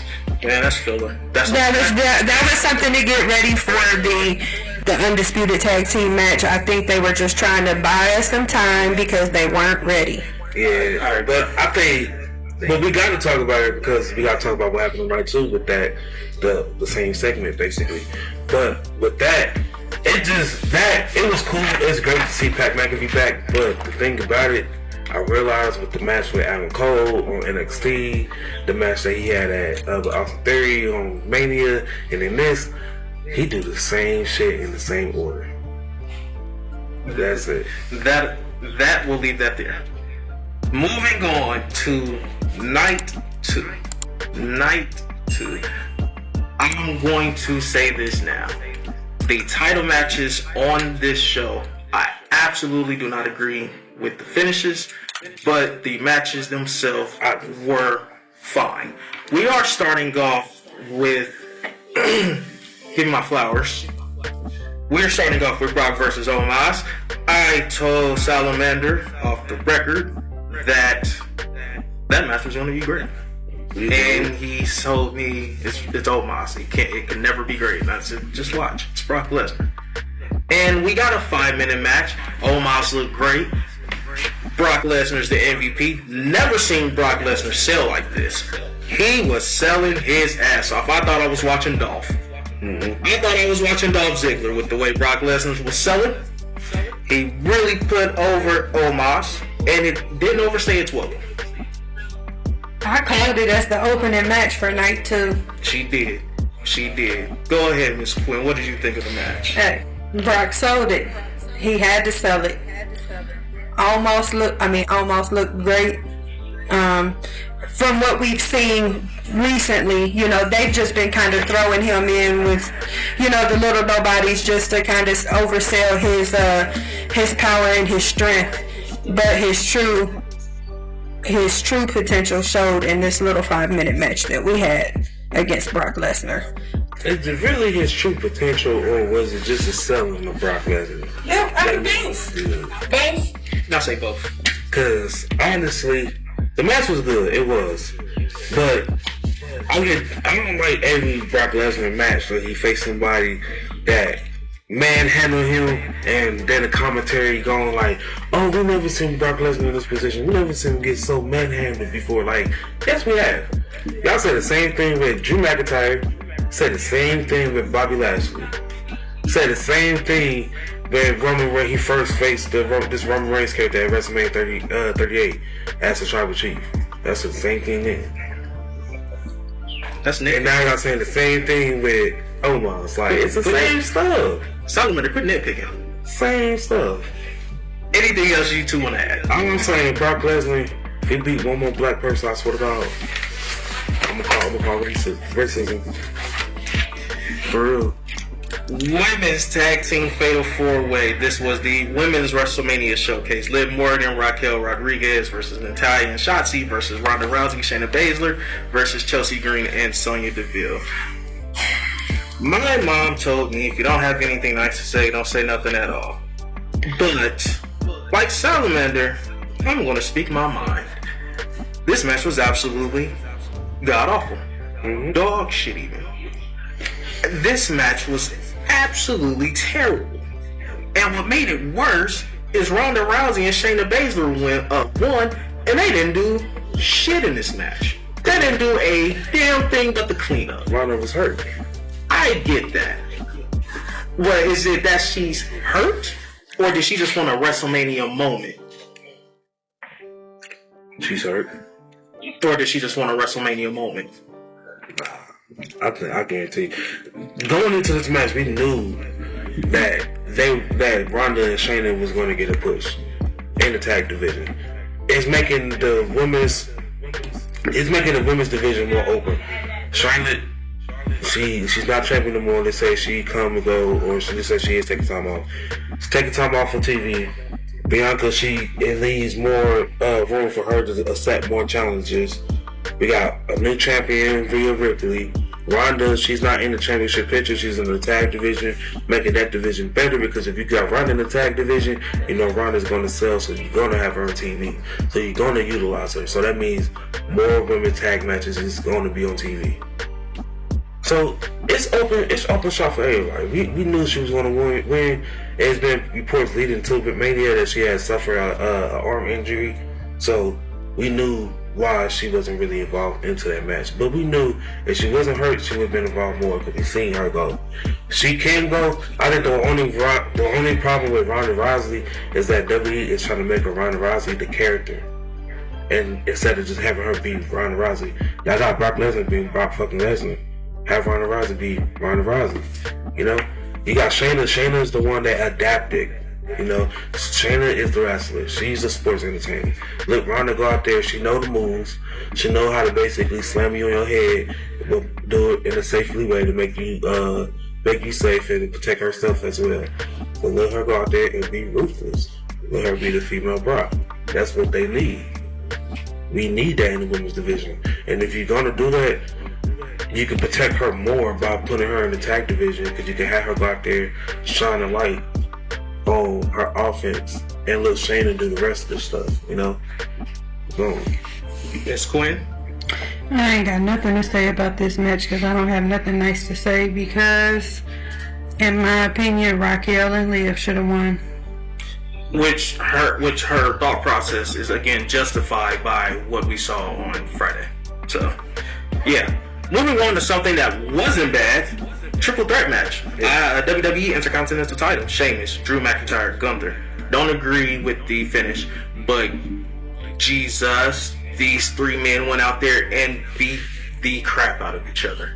Hard hitting, everything that I expected it to be, and Gunther shows why he is the guy. I think Gunther, when you look back over Triple H's entire NXT main roster run, I think Gunther will be one of his greatest successes, especially from what we've seen as Walter going to Gunther, slimming up and looking like a legit WWE main eventer. My goodness, this match was absolutely fantastic. Miss Quinn, take it away. Guys, I'm not gonna lie. My prediction was for Sheamus to win that match, so he could get his Grand Slam championship. I thought he was going to pin Drew to still make Gunther look great as he is, but it was awesome. The match itself, I would give that a 10 out of 10. One of the best matches of the night for night 2, if not the best. Yes, I totally agree. This match, I did go for Sheamus, because I thought the same thing, that he's going to award him finally, because it's the only title he's missing. But I was highly mistaken, but not disappointed. That's the thing. Yeah, no, definitely agree. It is one of those moments when you watch the match, you don't really care who wins. Yeah. The match itself was so good, everybody walked out a bigger star than what they did when they walked in. But guys, I want to touch on a rumor. There's a rumor going around. 2 rumors going around, actually. Bobby Lashley, which Salamander reported on, asked for his release. And there's another rumor going around of Drew McIntyre waiting out his contract because they're not agreeing on the money, and he's not been liking his creative. I've seen that. What are we thinking, guys? He's going to resign. I mean, we said this before. Randy Orton pulled the same move and stuff. If you thinking he's going to go to be Drew Galloway and go to AEW and appear in that London show, oh man, no. If AEW depending on that, that's bad for business, because you shouldn't depend on on him sitting out his contract for him to become a free agent. I would say that's what you shouldn't do that, because I mean we've seen many cases where, especially if money is the problem, if you want more money, 9 times out of 10 he's gonna wait out that until like the day when his contract expired, and WWE is gonna give him that money, and he's gonna go. Just like we thought Kevin Owens was gonna leave, and I kept telling you no, because some people, it's not about the wrestling. Some things they want, their final stop is to make it to the E, so they want to stay in the E. Some people is okay with the schedule and stuff. They just want the money. It's like, if I'm gonna be away this whole time, I need my family to be secured, so I need more money. That's what it is, and they know they can get that in WWE. Can they get that in AEW? Yeah, but to certain things, it's just being at the E is their final destination for some people. Now, Drew McIntyre, and if that was the case, I don't think he would have came back to WWE if he's not gonna stick it this time. Because I mean, like, you the guy that you were supposed to be your first runner. You that guy now. Why leave just for a few extra dollars? They gonna get it to you. I don't think he's going nowhere.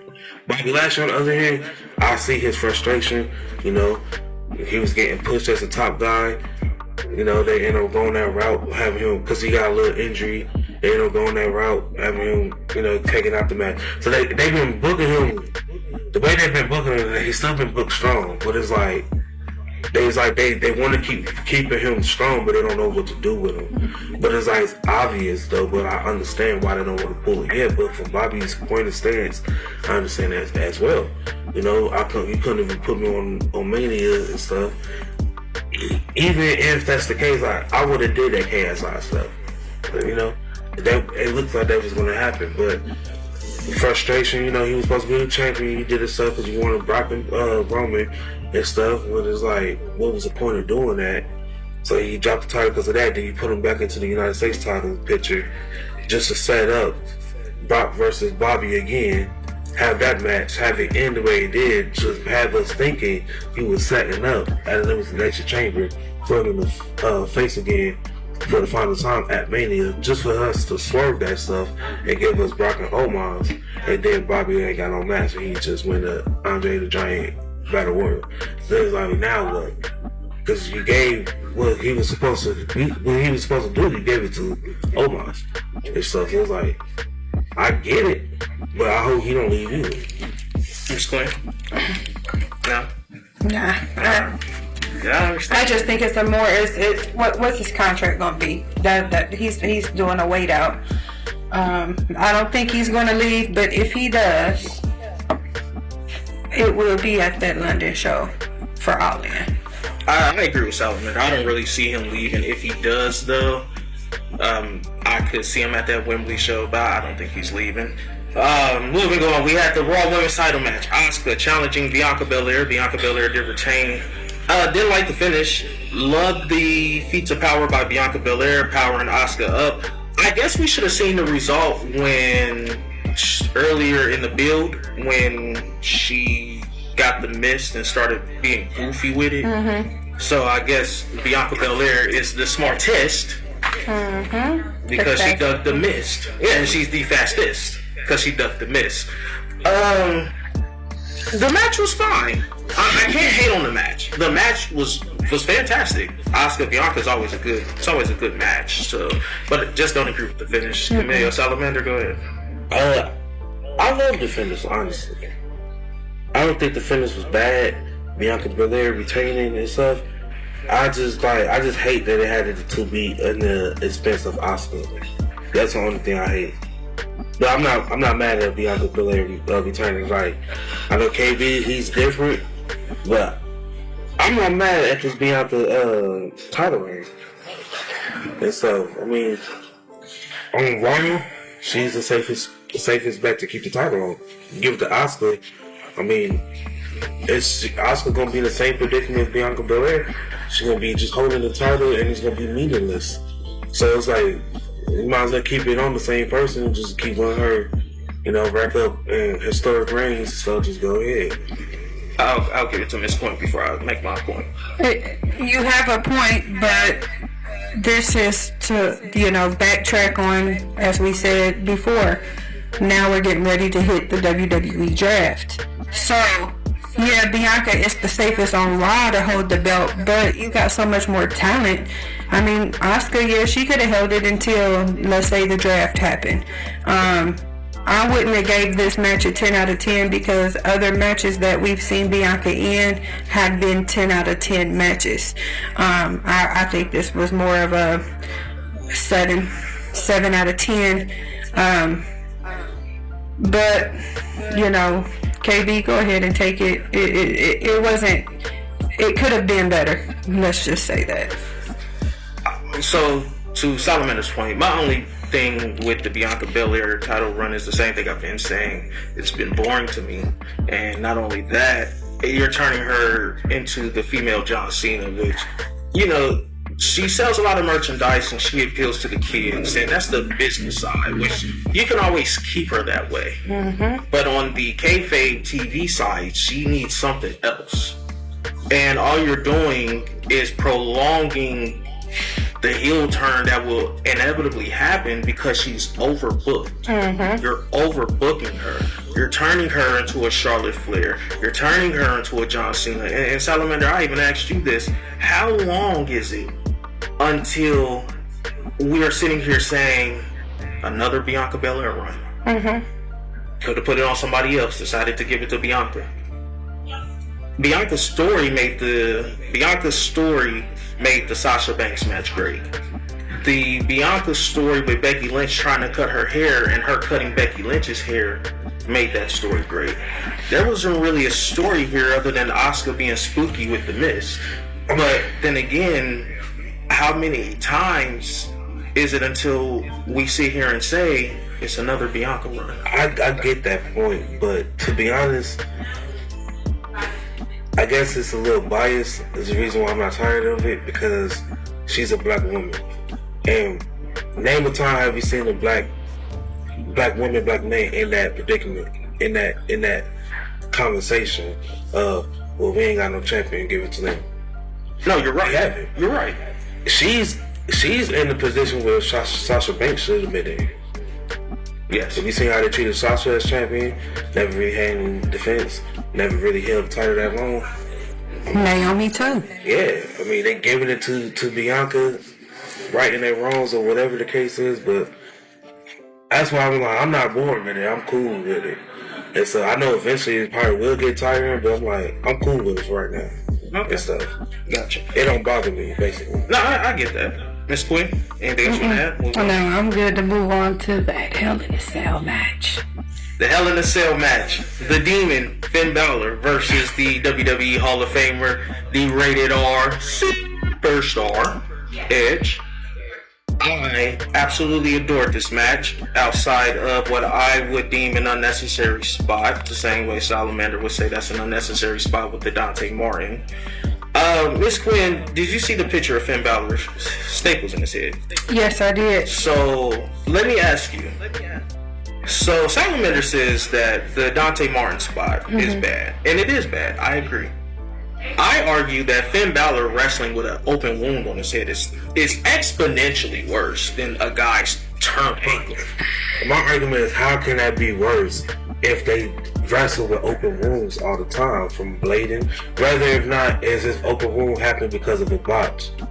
But they wrestle with open wounds regardless. They wrestle with blood regardless. So that's kind of saying, like, with John Moxley with the fork thing, like, oh no, like, that's like saying the same thing. Whether that was done intentionally or not. His head was they still wrestle with open wounds. His head was split open. All I'm saying is, who appeared on the next show? It's not that bad of a spot. Finn Balor was on SmackDown. We are not going to stoop to the levels of AEW and Ring of Honor. That spot happens every time. You don't see the Canadian Destroyer happens in every ladder match. You see ladders getting thrown in every ladder match. So just because you dip your head down and you put your hands up in time, it's not no unsafe spot. You got one of y'all fucked up. That's it. That's the safe way to explain it.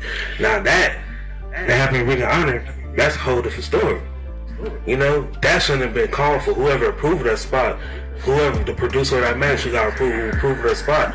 Y'all should get not even fired. Y'all should get fined or get a lecture because that shouldn't even happen. They should be Who approved that? They should be paying. Who approved the stage design? That's always Ring of Honor stage designs, but they should. Whoever produced that match should be paying for the time that Dante is missing. Basically, yes. But Miss Quinn, before I let you, Now you heard both points, basically. Yes. Which spot was? Well, what do you think of the match? Go ahead and talk about the match. And then what did you think? Which spot was? Well, not so much worse, because we all can agree the Dante Martin spot was worse. But looking back at it, is it the messed up foot or Finn Balor with an open head wound? Well, first of all, the Hell in a Cell match was my match of the weekend, in my opinion. Because even though we didn't want to see it, I think this just basically finally put the nail in the coffin for these two. It's done, it's over, there's no more story to it. Now, an open head wound is dangerous. If you looking at it from a medical standpoint, dangerous. Because it's a bleeder. We've seen it so many times with Ric Flair. We've seen it with Mox. It's dangerous because all in all, that could have turned out worse than what it was. However, Dante Martin, that spot, that was bad. Okay. That was bad. Okay. Just open for discussion, but I think what I'll remember most from this match are the two little podiums halfway up the cell, so Finn Balor could do his coup de grace and go through the table. Mm-hmm. I think that's the spot I remember the most. It was a nice looking spot too, so I'll give WWE credit for that. Salamander, what did you think of the match? The match was good until the botch happened. I think them kind of stopping the match to attend to his wound. Granted, I understand, but I'm like, I think that hurts the Demon character. Makes him look weak. Yeah. That's it. Understandable. We are now here. Everything, 365 days worth of Bloodline booking, Cody Rhodes coming back and winning the Royal Rumble at the number 30 spot. We are here. Undisputed Universal Championship on the line. Winner of the Royal Rumble, Cody Rhodes, challenging Roman Reigns. And Roman Reigns won. My OMG moment of the weekend. Absolutely. We were all watching it together, and I believe us three had the same look on each other's faces. We were dumbfounded by the finish. We honestly, let's just talk about it. We thought Cody was winning. Everything pointed to Cody winning. Mm-hmm. Everything. Finish the story. Winning the Royal Rumble. Multiple 5-star classics with Seth Rollins competing with one arm.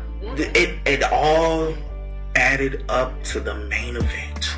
And Roman Reigns won off Solo Sikoa's interference. We were robbed as the WWE Universe. We were robbed of the finish that should have happened. To be honest, man, I'm not even mad at this at all. It was a shock, though, Salamander. It was the shock heard around the world at that point. But I see the outrage on Twitter, every social media, YouTube, under the WWE channel when they do the highlights of it. I seen the outrage there, everywhere. But honestly, I'm not mad because I'm like, Roman Reigns is only like 40 some days from 1,000 days. Why end it there? That's one. Two, they already messed up Cody Rhodes' return when they had him return at number 30 at the Rumble. He should have came in number 5 somewhere in the beginning. 1, 2 through 5, because it made it seem like it wasn't meaningful. Well, let me ask you guys this. I think what really hurt that is because he was announced. What if he was not announced and was still no? It would have made some difference. It would have made some difference, but we knew when it was leaked that he was coming back for the Rumble, and for him to come out 30, that kind of defeated the purpose of his storyline against Roman Reigns at that point, because as we wrestling fans see it, you got to pay your dues to get to where you want to be at. So he didn't pay his dues at the Rumble because he came in and just finished it, and he wasn't in the match that long. I mean, look at Rey Mysterio. He entered at when he won it, he was 3? It was 1. It was 1 or 2. 1 or 2, yeah, something like that. And he won the Rumble and then went on to win at Mania. So the tradition of the winner of the Rumble does not fit that story. I think even after the Rumble, I think the first face off between Roman and Cody, I think that really deterred. Like, I think we ignored everything because I think that face off determined who was going to win. Once Roman basically shut him down in that promo. It was basically like, I'm basically the son your dad wanted, and basically it's like, you went off to get your own, you started your own company, you couldn't get over it. Have you ever been to a WrestleMania main event? Have you ever touched one of these titles? Like, no. I think at that moment it was already like, damn, like it came to us like we was hyped to hit Cody, the independent run that he started AEW, he came to WWE as the same character, the hypeness, and then when it settled, the Roman pointed them things out, I think that's where it really hit, like. Cody haven't really did shit. You be honest. I would say what did he do? No, I mean he hasn't done anything. Honestly, when you look at it, I think that. And going back, his best run was Ring of Honor in New Japan. Even in AEW, he really did nothing. He didn't really do nothing in AEW for real either. But I would say that was probably Roman's best promo too of the whole program, and everything he said was true. I just hated the fact that most of the build was around Roman being the son that Dusty always wanted, and to me that kind of. And then, no, I'll be honest, it kind of took me out of it for a little bit because I'm like, you're telling me finish the story, but the story that I'm hearing is you trying to do it for your dad. Mm-hmm. Not you talking about how 6 years ago? 6 years ago, fired, basically. Didn't want me. I was undesirable. I went to New Japan. I went and made one of the biggest indie shows. I started a new company. Or I helped start a new company. He was doing it for himself when he left and went to New Japan and then started AEW. Yes. Then when he came back to the he's doing it for the dream. But you're trying to do what your dad didn't do. But that's not the story. The story is Cody Rhodes. It's not Dusty Rhodes anymore. That's why I'm saying Cody needs to turn heel. Yes. You said the storyline is finish the story. On Roman half, the story is done. You had the chance. But we can't have a heel versus heel character. Double face. It's a double turn because I think this for the American Nightmare. I don't think just that name alone. It don't fall under a face. That has a heel name to it, a heel touch to it. You have to turn heel. That's why I believe you really have to turn heel. And then on top of that, the story is done. I mean, no Rhodes touch the title, touch that main title. Only mid card. Goldust, Dusty, Cody, none of them. So Cody will be the first Rhodes to touch the world title if he can get there. But I think the thing that will get over, that's the only thing that will fix this. He has to turn heel. And KB, we talked about that turn heel with Brock Lesnar. Off the record.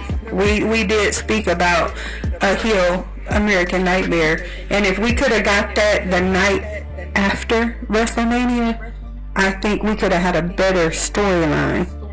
But we know they're not going to do it. We're about to get there. He's going to turn heel because they're going to set up a one-on-one with Brock Lesnar and Cody. If Brock Lesnar wins, basically Cody's going to turn heel during that feud. I think Brock Lesnar is basically going to beat his ass He gonna beat the hell out of him. We're gonna get there. My only thing about that, because I do agree with both of you, he does need to turn heel. But my thing is, and this is what's gonna make every AEW fan pissed, because, and I know Solomon is like, well, it's the AEW fans, we don't really give a fuck, and I agree. But you know, the AEW fans who also love WWE, this is what's gonna piss them off. Cody left because he didn't want to be heel. So now that you're with the E and they force you to be heel, I want to hear you make the same complaint. Mm-hmm. I want to hear you make the same complaint. I want you to keep the same energy. Because you could have been heel over in AEW, not got your ass beat by Brock. Probably be the person taking the belt off MJF. Probably could be the guy when they circle back around in a year and you go and get MJF versus Cody Rhodes in Long Island. MJF drops the belt there. Because Cody's going to be booed out of the arena in Long Island. But that's the difference, though. Cody's going to be booed in AEW, heel or face. He's not going to get booed over here. It's coming. Eventually. Even if he turns heel, I don't think he's going to get booed. We didn't start booing Roman until we got to like 800 days. Yeah, I mean, we was cheering Roman. Like, yeah, and even now people don't even boo Roman. It's a 50-50 split, honestly. That's it for WrestleMania. Night 2, giving it a 10 out of 10 again. Don't agree with the title changes. I'm sorry, on the weekend. 10 out of 10, but hold on. Like I said, night 2, 10 out of 10. I don't agree with the decisions on the title matches, but outside of that Fatal 4-Way, I think everything else was good, match-wise, quality-wise. So I give it a 10 out of 10, and I give the whole weekend 10 out of 10. It was a fantastic weekend for WWE. Miss Gwen? Same. I'm gonna give in night 2 a 9 out of 10, only because that, Fatal 4-Way tag team match, I got to critique. But the whole weekend alone, including Ring of Honor and everything, Stand and Deliver, night 1, night 2, Mania, I'm giving it a 9.8 out of 10. Makes sense. Moving on from arguably the greatest WrestleMania to the worst Raw in 30 years. Ever. The Raw after Mania. My goodness, how much can change in 24 hours? The Endeavor deal, and it looks like Vince is running Monday Night Raw in the WWE again. We opened up with Triple H with his promo saying that the WWE is now. Then, now. Yep, thank you. Then, now, and forever. Together. He then proceeded to acknowledge the tribal chief, who was then interrupted by Cody. And I said I was going to bury this because Cody comes out. He says, "I know what I want to talk about." It basically says, "I had you beat." It didn't look like you had him beat to me. It looked like the Bloodline did exactly what they were supposed to do. What do you guys think of this opening segment, which led to Brock Lesnar and the supposed tag team match with Cody Rhodes, Roman, and Solo? Miss Quinn. I said it already. If it was me, Cody would have entered the Raw after Mania as a heel American Nightmare. That's just my opinion, and if that would have happened, we wouldn't have seen what we seen in the main event. Salamander. The Triple H opener, I really honestly think because we seen, now that we here, we seen how Raw was booked, all Vince. I think SmackDown was way better. I think that was booked by Hunter, and I kind of think Vince is probably gonna run Raw, which is probably why they're doing the draft, so he can get the people who he going over there, which i.e. the Bloodline is gonna go to Raw. But the Cody thing, I think this is different because Cody is actually the first person, honestly, to call out Roman on his BS. Because if you think about it, he did have him beat. Think about all the people who had him beat during the ref bumps and stuff. If you really want to be technical, Kevin Owens had him beat, I want to say, during the pandemic in the Last Man Standing match where he was handcuffed. But this is actually the first person who called him out. Like, I had you beat, and it wasn't for such, They actually have Roman like yeah. Because he told Solo he wasn't ready, and we still see Solo's not ready. Cody meant every word of that. But if it wasn't for Solo, Roman would have lost. Yeah. I'm gonna disagree.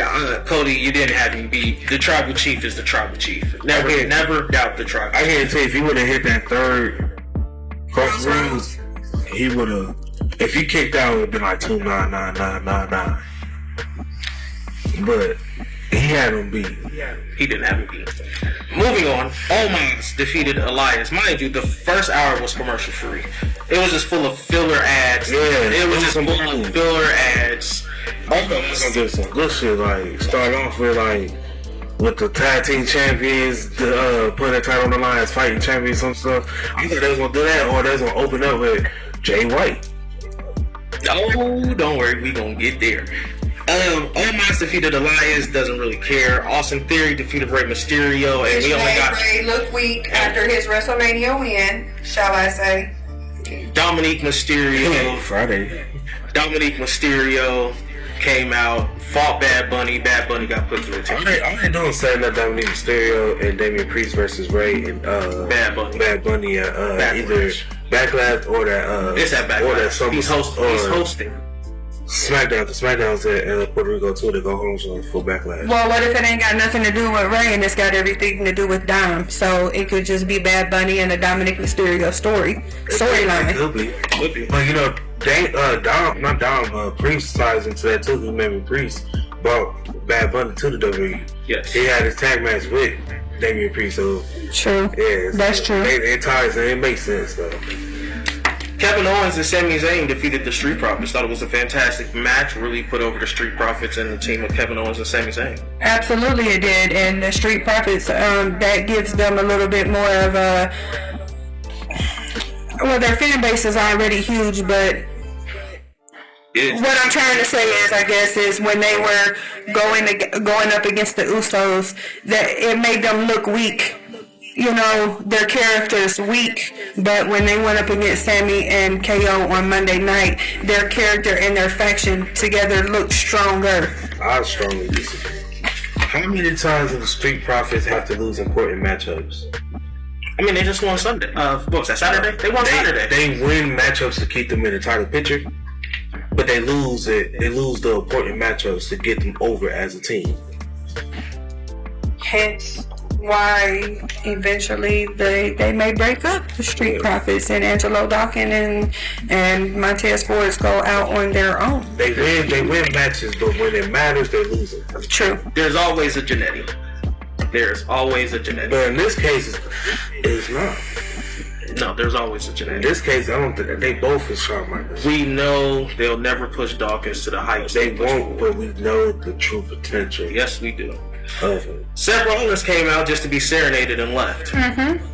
Bobby Lashley defeated Mustafa Ali after a backstage segment where Ali told him to be more positive. Ali. Trash.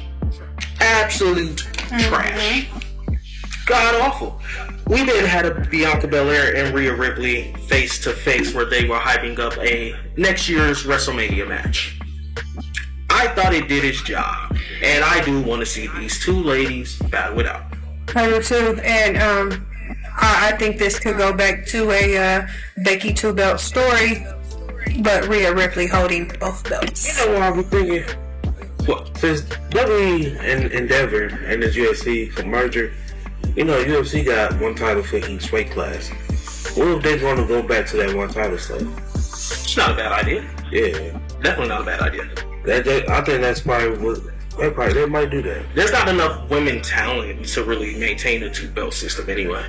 But like we said, the merger. Hey, you can't say UFC women ain't good. You can't say the women division over there ain't good. No, the UFC women are great. They just pick up their ball and decide to go home when the fans don't like them. I was just saying that I think this UFC merger or something will play a huge influence, and just mainly of taking certain talent more serious. I agree with that. I'll give you that. Raquel Rodriguez and Liv Morgan defeated Damage Control. No Bailey. Rumors are rampant. Bailey could be one of the people who may ask for her release. I don't know if I like that. I feel like Bailey's a lifer. I can't see Bailey anywhere else. Yeah, me too. Miss Quinn? I read that article, and I'm from what it said is Vince is the one who told her not to go out because of some comments that she had made on Twitter after Mania. But I don't blame Bailey for that, because as we talked before, for their match against the Hall of Famers and Becky Lynch, they should have won that match. So I mean, I get it, but Bailey is a lifer. She's one of the safe bets too, as far as holding the women's belt. If you gotta put it on anybody and there's nobody, put it on Bailey, because Bailey can hold it. Bailey can defend it. So if she is planning on leaving, I think that's going to be one of the biggest mistakes that they could do, is let her go. I don't think she's leaving. I think she's being punished right now. Because if the reports is true and Vince is taking over, he's punishing Bailey. Because out of everybody who's on the WWE roster, who flew all the way out there to Japan to support Mercedes Moné? Bailey. Who else was there? Naomi, right? Mm-hmm. But she's not with them now. She's the only one that went there to support her.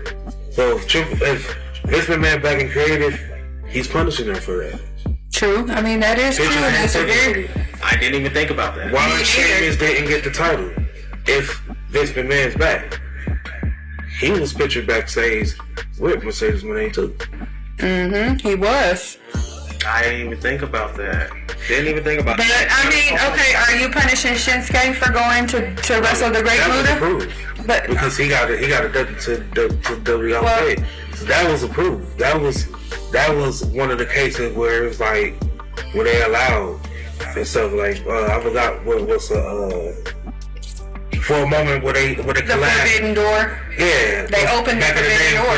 Hulk Hogan, when he was WWE champion, and they let him go over there to wrestle in New Japan. And then he got buried because he did the WWE title for the IWGP title and stuff. He eventually got buried because of that, but it was an approval thing because they understand, that was an approval match. You're right. So it's like they used to look when they did an Evolve thing, how they had the Street Profits as the NXT Tag Team titles wrestling Evolve and defend the titles over there and stuff just for a one-off. Like I didn't even think about that. You are absolutely right. You are right. Didn't even think about it like that. Salamander on his P's and Q's. Mm-hmm. We had a Matt Riddle return. He's going to be fighting The Miz. God awful, don't want to see it. Then the main event angle. Oh, I'm sorry. We forgot to touch on this tonight too. Shane McMahon returning. Tearing his ACL, MCL, whatever it was in his knee. Mm-hmm. You don't kick them while they're down. No, we have to talk about that. You don't kick them while they're down. You have to, because that was another, from that moment, it was a botch after botch after botch of every match until the main event. He has a very valid point. Didn't happen. The main event didn't have no botches in it, but it was one. After that's when we got that Fame Balor spot and all this stuff. There was a botch in every matchup that happened. Shane McMahon had cursed the next few matches and stuff, but he did that. I think, like I told KB this off the record. Snoop Dogg, did he improvise? Yes, he did. Was it great? Yes. But I think the original story was Shane was going to get the upper hand and eventually Miz was going to catch him. And then it was meant for Snoop Dogg to come in, say his lines, punch Miz, 1, 2, 3, go home. He improvised when Shane got hit, messed up, which is why he hit him twice in the beginning. He said his lines, which is, dang, you knocking him out. Obviously, you can tell he didn't get knocked out. So that's why I was like, that was supposed to be part of the segment. But he improvised with the 2 hits and get back up, and then he hit him again. Cause I think that was supposed to happen with the people's elbow. Because I was told that the referee told him to do the people's elbow. Gotcha. Yeah. Gotcha. Speaking on Matt Riddle's return, before you proceed, KB, it could have been better if we would have got the return of RK Bro. Not even that. I would have liked it better if Matt Riddle would return how he did on Friday. How you came to save Sammy, because it made sense because Solo took you out. Yeah. How you return on Miz. Yeah. Main event time. Cody Rhodes, Brock Lesnar versus Roman Reigns, Solo Sikoa, except there was absolutely no match for 10 solid minutes. We watched Cody get absolutely destroyed. And I'm just gonna hold you. As bad as the Raw after Mania was, that 10 minutes was absolutely must-see television. I couldn't take my eyes off of it, and I didn't even want to see Cody get destroyed like that. I just couldn't. I couldn't stop. I couldn't take my eyes off this. But it's we've seen it before. He's did it. Every person that has shaken hands with Brock Lesnar has been destroyed. Look what he did to John Cena. I thought racism. Remember I said next time you beat a black person up, And I'm gonna call racism. He had to do this to Cody. Cody ended racism. He did end racism. He absolutely ended it. I mean, do you see his wife? Do you see his wife? But that's what I'm saying. We've seen this before, and then to get the middle fingers at the end, that just lets us know that he's not happy with whatever is going on behind the scenes that we may know about, but we don't know for certain. Well, did you hear the reasoning for why he did it? No. So I guess the kayfabe reasoning is because he had to open the second night of Mania. But I remember when he was dropping the belt to Seth, and Paul Heyman came out and said Brock Lesnar either wrestles first or he wrestles last. So it sounds like it's within Brock Lesnar's parameters. So why are you mad? I don't think that's the case, because you remember when Vince McMahon first retired, they said that Brock Lesnar walked out, but he showed up on Raw anyway, and that was a prime example of we can't believe every report. No, that was said on the show. I remember. But I'm just saying, I don't think that's the case. I just think they're just trying to clear up some stuff, because what happened on Friday, I think it really explains why he did what he did on Monday.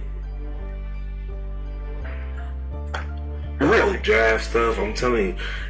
My prediction is some type of way UFC is going to be involved into this draft. Okay. Whether if they are drafting a couple of UFC stars to the E, or UFC is going to recruit some stars from the E to the UFC. This could be Brock Lesnar way back into the UFC to fight John Jones. They've been teasing that shit fucking forever. Yeah, I mean, he flipped everybody off, basically saying F y'all. So it could be F the E right now. Could be. Absolutely could be. And it wouldn't surprise me one bit. Raw after Mania, 0. Terrible. 0. It was terrible.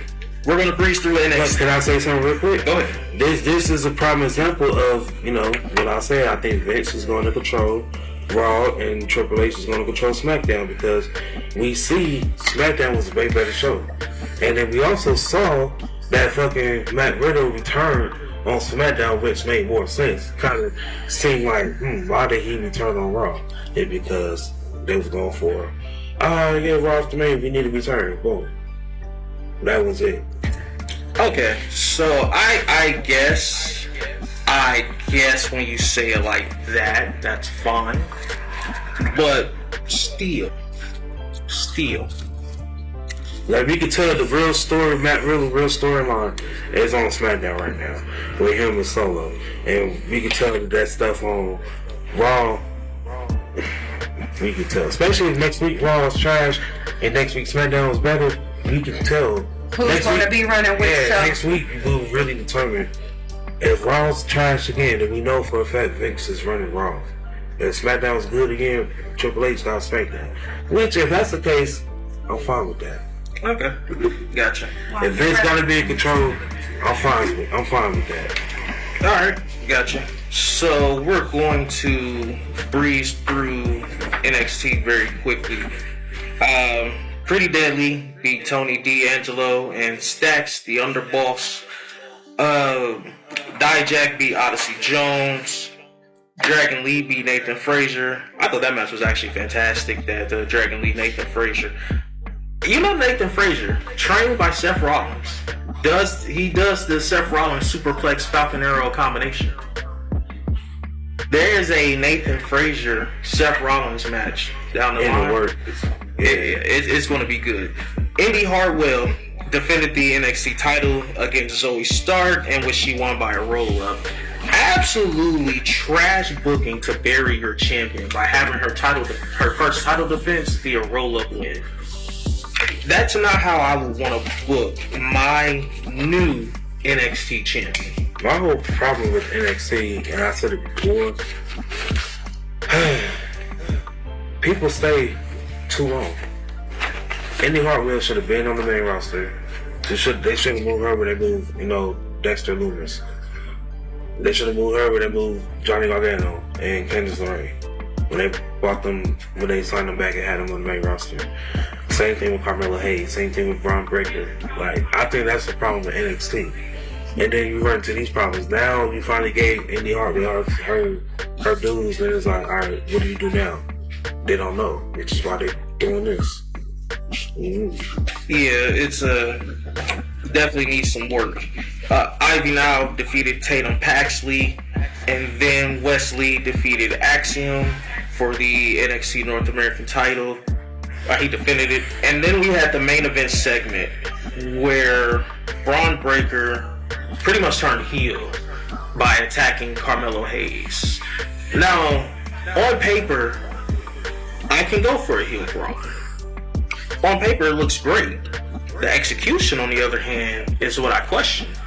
Because, as we discussed, off the record, your problem wasn't with Carmelo Hayes. Your problem was with Trick Williams hitting you from behind with the belt, and that's not even how the finish of the match was. Mm-hmm. So, why would you turn heel on Carmelo? You would think you would attack Trick, and then in return that would lead to Melo attacking you. I got a better question. Yes. Why turn heel at all? That too. Why not just go ahead and, just ask you have no, not even that. You just have the celebration, Carmelo Hayes, and then, you continue NXT with, the new stars that just overcame. And you keep Braun Breaker and Roxanne Perez off TV. That way, Carmelo Hayes and Indy Hartwell titles, when they on TV, it means something, because it's like, all right, boom, you throw in the champions. Then you can bring, the draft. Braun Breaker get drafted. You can either have him come out for a brief moment, way into the crowd, whatever, or save him for that next week and have him actually have his debut match on the show. Or you can build up. Let's say they draft 5 NXT stars. You can build up. The first week you got, Grayson Waller. The second week you got such and such. Third week you got Roxanne Perez making her debut. Then that fourth week, Braun Breaker finally make his debut or something. But you keeping him off TV, then when he make his debut, you get the pop and everything. I think that make it better, because him turning heel and doing this with Carmelo Hayes, that just lets me know they have no intention to bring him to the main roster right now. Yeah. Ms. Quinn, anything you wanted to add? Nah, I ain't got nothing else. We are moving on to the Dynamite after Raw. My goodness. Camille Salamander. We started off with rock hard Juice Robinson, and have you seen his wife? I understand why he's rock hard. Rock hard versus Ricky Starks. Except we didn't get that match. Because Salamander, Miss Quinn, I want to thank you for coming to AEW Dynamite first time when it was in Dayton, because when Juice was there, he didn't come out to Bullet Club, but when he attacked Ricky Starks the first time, Bullet Club played, and I told Camellia, bro, there's no way Tony Khan allows Juice to come out to Bullet Club. There's no way if he ain't got Jay White in the bag. And Camille Salamander kept saying, nah, bro, he's gonna show up on the Monday night after Mania. Watch, bro. And I said it. If he doesn't show up on that Raw after Mania, he's AEW bound. My goodness. Ricky Starks hits the top rope to do his celebration. Bullet Club. Who the hell is that? Crowd. And you know what I love about it, too? They cut away from it.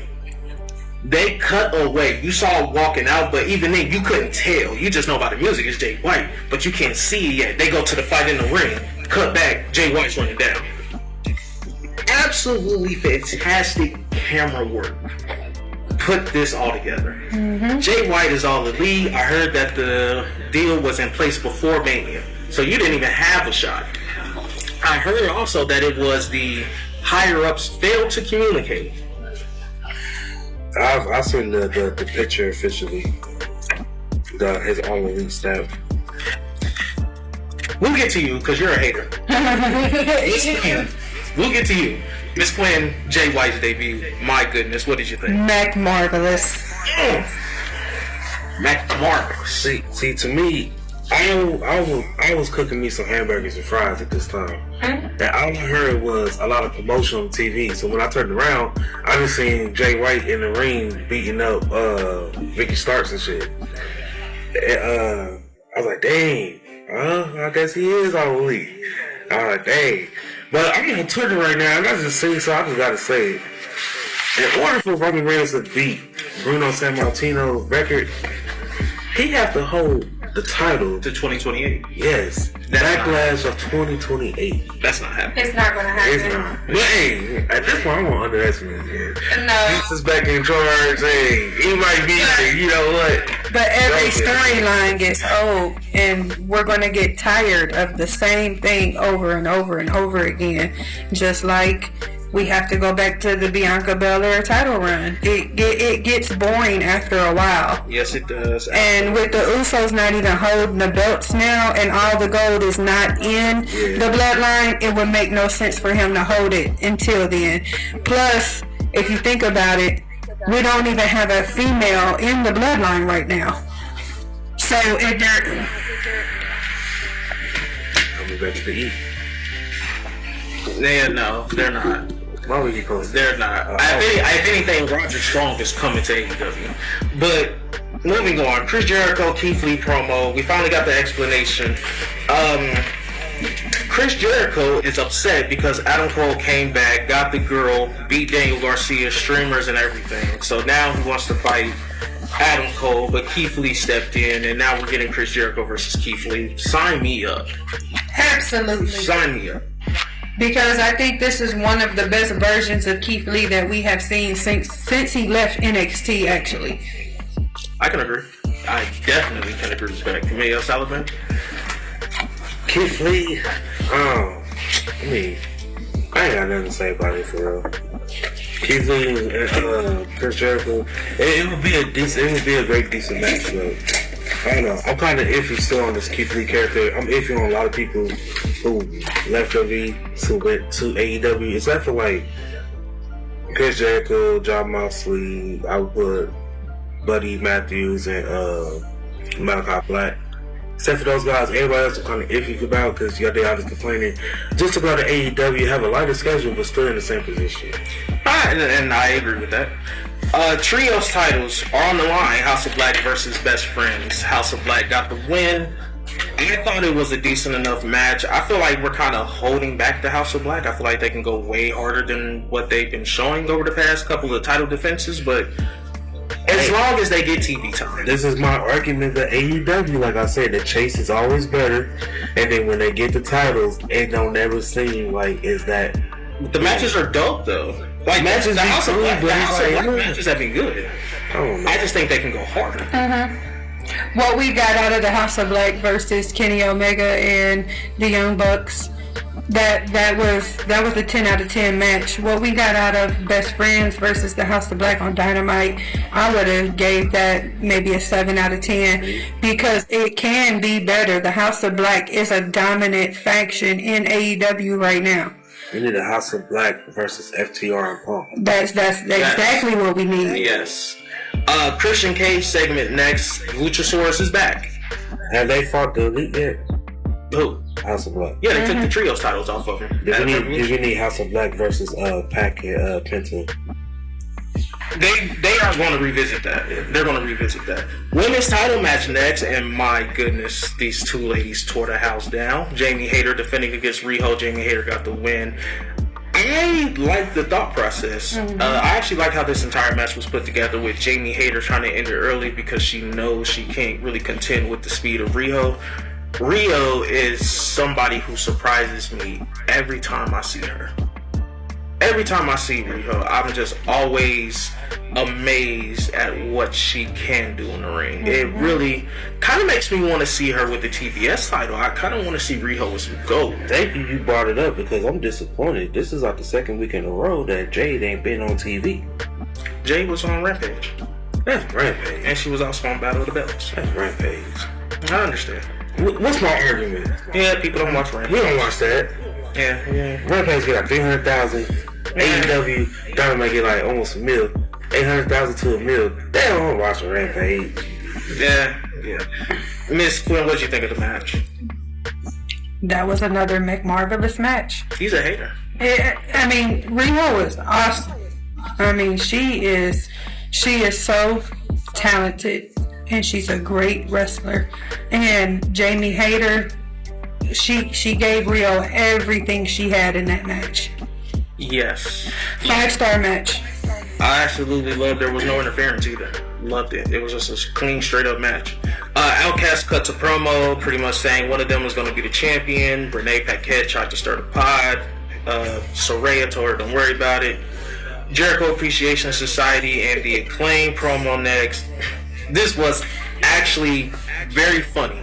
I was definitely sports entertained by this entire segment. How the Acclaim pretty much in a rap said, we don't want to team with you. To Cool Hand and pretty much saying it sounds like you want to fight together. And I'm just like, God damn it, okay. You got it. You made me invested. Here is the talking point of the show. We are in Long Island, New York. We had MJF Day. Sang pennies from heaven. Got a key to the city. Jungle Boy attacked him. I can't do this justice. No. I cannot do this justice. No. If we get in Jungle Boy versus MJF, I do not want to see that. Why? I do not want to see that. Why? It's not believable. Jungle? Why not? Because it's not believable. That's like getting MJF and Orange Cassidy for the AEW World Title. No. What's wrong with Jungle Boy? No. It's not believable. Why not? You didn't think it was believable when he beat Luchasaurus either. Yeah, I still don't. How can you say that's not believable when the littlest man in WWE won a world title? Because he's a luchador. I'm not about to believe Tarzan can beat MJF. I'm not about to believe Tarzan can beat world champion. Just like Luchasaurus, I'm not about to believe half man, half dinosaur. What is it, Sagittarius? I'm not about to believe him being. He's got a master's degree. What, Luchasaurus? He's been alive 65 million years and he has a master's degree. He's a doctor dinosaur. No. Miss Quinn, what did you think about MJF Day? You gotta love to hate MJF. Yes, you do. And to be honest with you, the person ended up being Jungle Boy, but I thought it was CM Punk, and that's how we were going to get CM Punk's return. Would have been a bad spot for it. No, it wouldn't have been, because I don't think anybody was expecting Jungle Boy to be in the band there for his,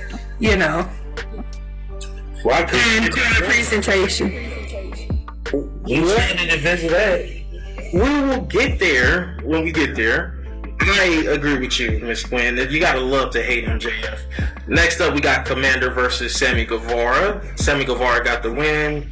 Talking to a friend of mine, and he saw the Kenny Omega El Vikingo match, El Hijo del Vikingo match.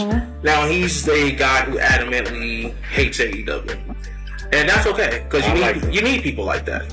Absolutely need people like that to kind of bring you down when you think that this company is all, very good. So I agree with what he was saying when he says the problem with AEW is the same thing that Salamander's been saying, is that some of these spots are too contrived and they take too long to set up. And they look especially El Hijo del Vikingo. And I will say the same thing for Commander. The walking the ropes it's a great spot, but it just takes too long. That's what all of AEW, man. That's not all AEW. Except for the people who we know can go, like the Kenny Omegas and stuff like that. But it's like mainly the people who they're trying to make a household name. They dependent on spots too much and not they wrestling. That's what I mean. I can understand that. I will take it back to that Samoa Joe match. Well, but they did Samoa Joe and Darby Allin. You could tell that spot with that jacket with the thumbtacks was the main spot of the match that was built around. He couldn't even get the damn jacket on. It's a jacket. Yeah, are you gonna sit here and act like you never had problems taking off the jacket? You dependent on the spot on the jacket. That's goofy. That's how the match started. They're trying to be too unique and stuff. Like you could have just went thumbtacks in the bag, dump it out, boom. You want to do a jacket? If you see it didn't get over it, that was messed up from the beginning with.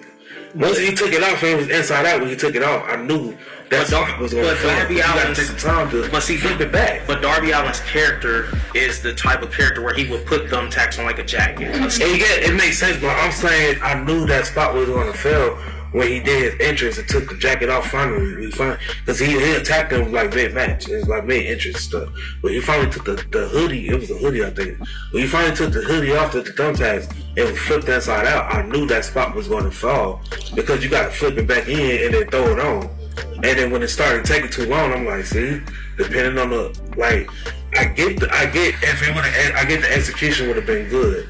But it was like, they trying to be too unique with basic spots, and it takes away from it because it takes too long to set up, and then the outcome of it be either ooh or be like, I understand that. You want to add anything, Ms. Quinn? No, we can move on. Sammy Guevara promo next. I thought he made a great promo, just in the wrong city. He was going to be booed out of the arena cutting this promo in Long Island about MJF. I feel like anywhere else in America, this promo would have definitely got over. Absolutely. FTW title match, Hook versus Ethan Page. Matt Hardy turned on Ethan Page, Hook retained. They ran it back at Rampage. The Tony Khan announcement. Finally, an announcement to be proud of. I would say. Thank you. He talking about that. No, he don't have these announcements like that. I'm like, these announcements be BS. It just be like, no, it's Rampage or some stuff. No, his announcement is some BS. Like, it's not an announcement. It's a debut or some other stuff like that. It's not really an announcement. It is an announcement. No, every announcement's fine. Though I do agree he could have announced All Access on social media. How are you going to get mad at a billionaire who decides to play with his toys the way he decides to play with them? That's like you sound like a kid right now, man. Because I can't play with his toys, I don't feel like we should have those. For Tony Khan to say he's not going to be on TV, he don't want to be on TV. He's on TV a lot. No, that's he's all I'm not. saying. Tony Khan probably has less than 60 minutes on TV out of all the times he's been He's still on it for somebody who say he don't want to be on TV at all. He's never on TV. Tony Khan might be on TV 4 times out of 52 weeks. Anyway, the announcement, which if you're in America, I guess you don't really care for the announcement. I thought it was a big announcement. All in at Wembley Stadium. It's going to be fantastic. Maybe we get the return of Phil. Maybe we get the return of Phil. Maybe we go Phil Kenny. Maybe we go Ospreay Kenny. Maybe we go Okada Kenny. It could be Phil MJF. Maybe we go Kenny MJF. Maybe we go Kenny and whoever. Maybe we go Kenny Tanahashi. I only see one common denominator. Kenny Omega. It's got to be Omega. Omega's got a main event. So we go Phil Danielson. Oh, that's good. I like that. Love it. Blackpool Why am I Combat. giving AEW ideas? Cause you a hater. Blackpool Combat Club versus some geeks. They won. Bryan Danielson pulled out a screwdriver and took out Hangman's eye. You know, there's a company, Miss Quinn, that I know that tried to do an eye angle and it did not work. I think it did. It did not work. I think it did. It did not. Because you know why it didn't work? Because Rey Mysterio doesn't wrestle with one eye black like he used to. Let's see how long this gonna last. I bet you. When is it? It's bet you by May Hangman gonna be cowboy shit. Hangman Adam Page. I bet you he's not gonna. After they get done feuding with the feud, he's gonna be back to two-eye Adam Page. Two-eyed Adam Page. I give you that. Titles versus. At least Rey Mysterio had it done for a couple months before he said to get it. It was when the fans came back, they went ahead and like, all right, you go back to your regular. AEW did the Moxley eye angle better than Rey Mysterio's, and they've done this Hangman angle better than the Rey Mysterio eye angle.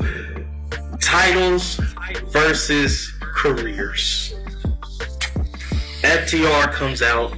The Guns versus FTR. The FTR comes out first. It's a big night for these guys. They could be going back to the E. Cap. The Guns come out to many men, 50 Cent, and my goodness, did I ever? There was Miss Quinn. You know me and you are the biggest FTR fans.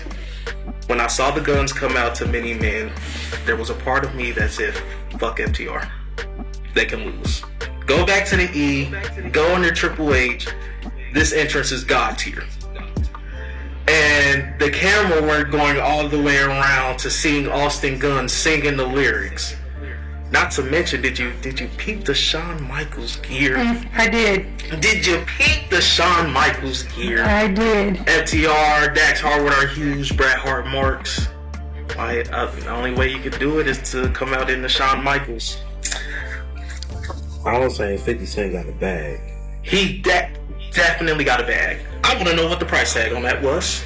I definitely want to know. Ross appearing on Dynamite? Probably. FTR won. I liked the match.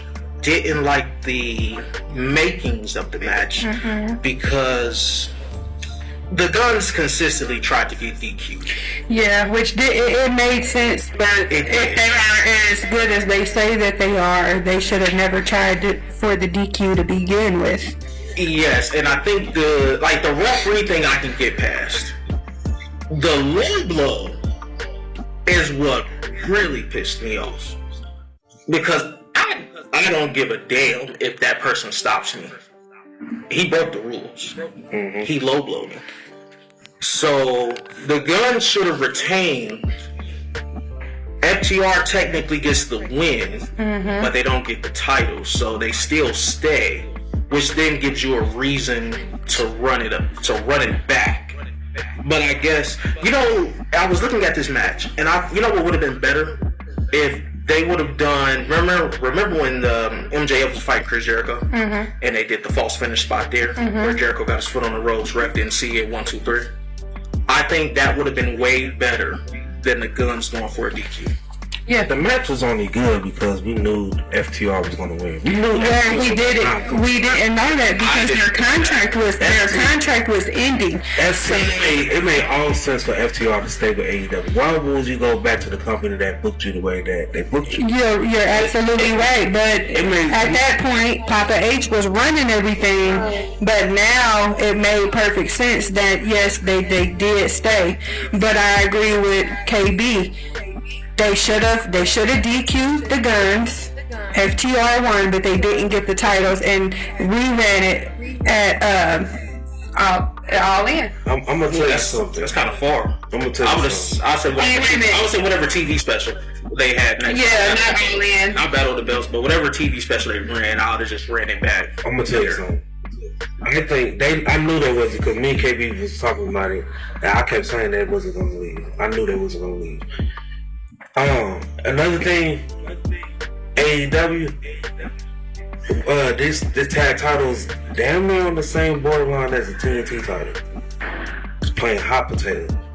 From the Acclaim to the Guns to FTR. All within like 3-4 months. It went to 3 different people. And that's bad. It is in a wrestling sense, yes. I'm saying in the title picture, it's FTR. FTR in the title picture, then it's, man, we was about to pass it down the line. Like they messing up prestige to the titles. But that's why I'm saying I think Tony Khan, he need that help. But then again, you have to compare FTR to the Usos because they are one of the best tag teams in AEW right now. They are. They are a safe bet to put the championships on. No, I disagree with that. I think AEW tag team division is way better than WWE's. And they have so many tag teams that they could have gave a chance to, but they chose not to. They don't. And stuff. And the thing is like, I mean, how you expect for a team to get over if you don't, give them that opportunity? I mean, they didn't have to run this angle with FTR. They didn't have to run an angle where, well, if we win, we'll stay at AEW, or we lose, we leave it. Like, they didn't have to run that angle and stuff. When they started booking that angle, I knew they was gonna go. I knew FTR was gonna win, and this is just a way to get FTR. This angle was just a way to get FTR back at the top, because what happened to statistics? What happened to, your record determines if you're gonna get that title picture or not. They kind of stopped that. It's if you coming in, you got the fans on you getting a title picture. What did FTR do? Last thing I remember, FTR came off a loss.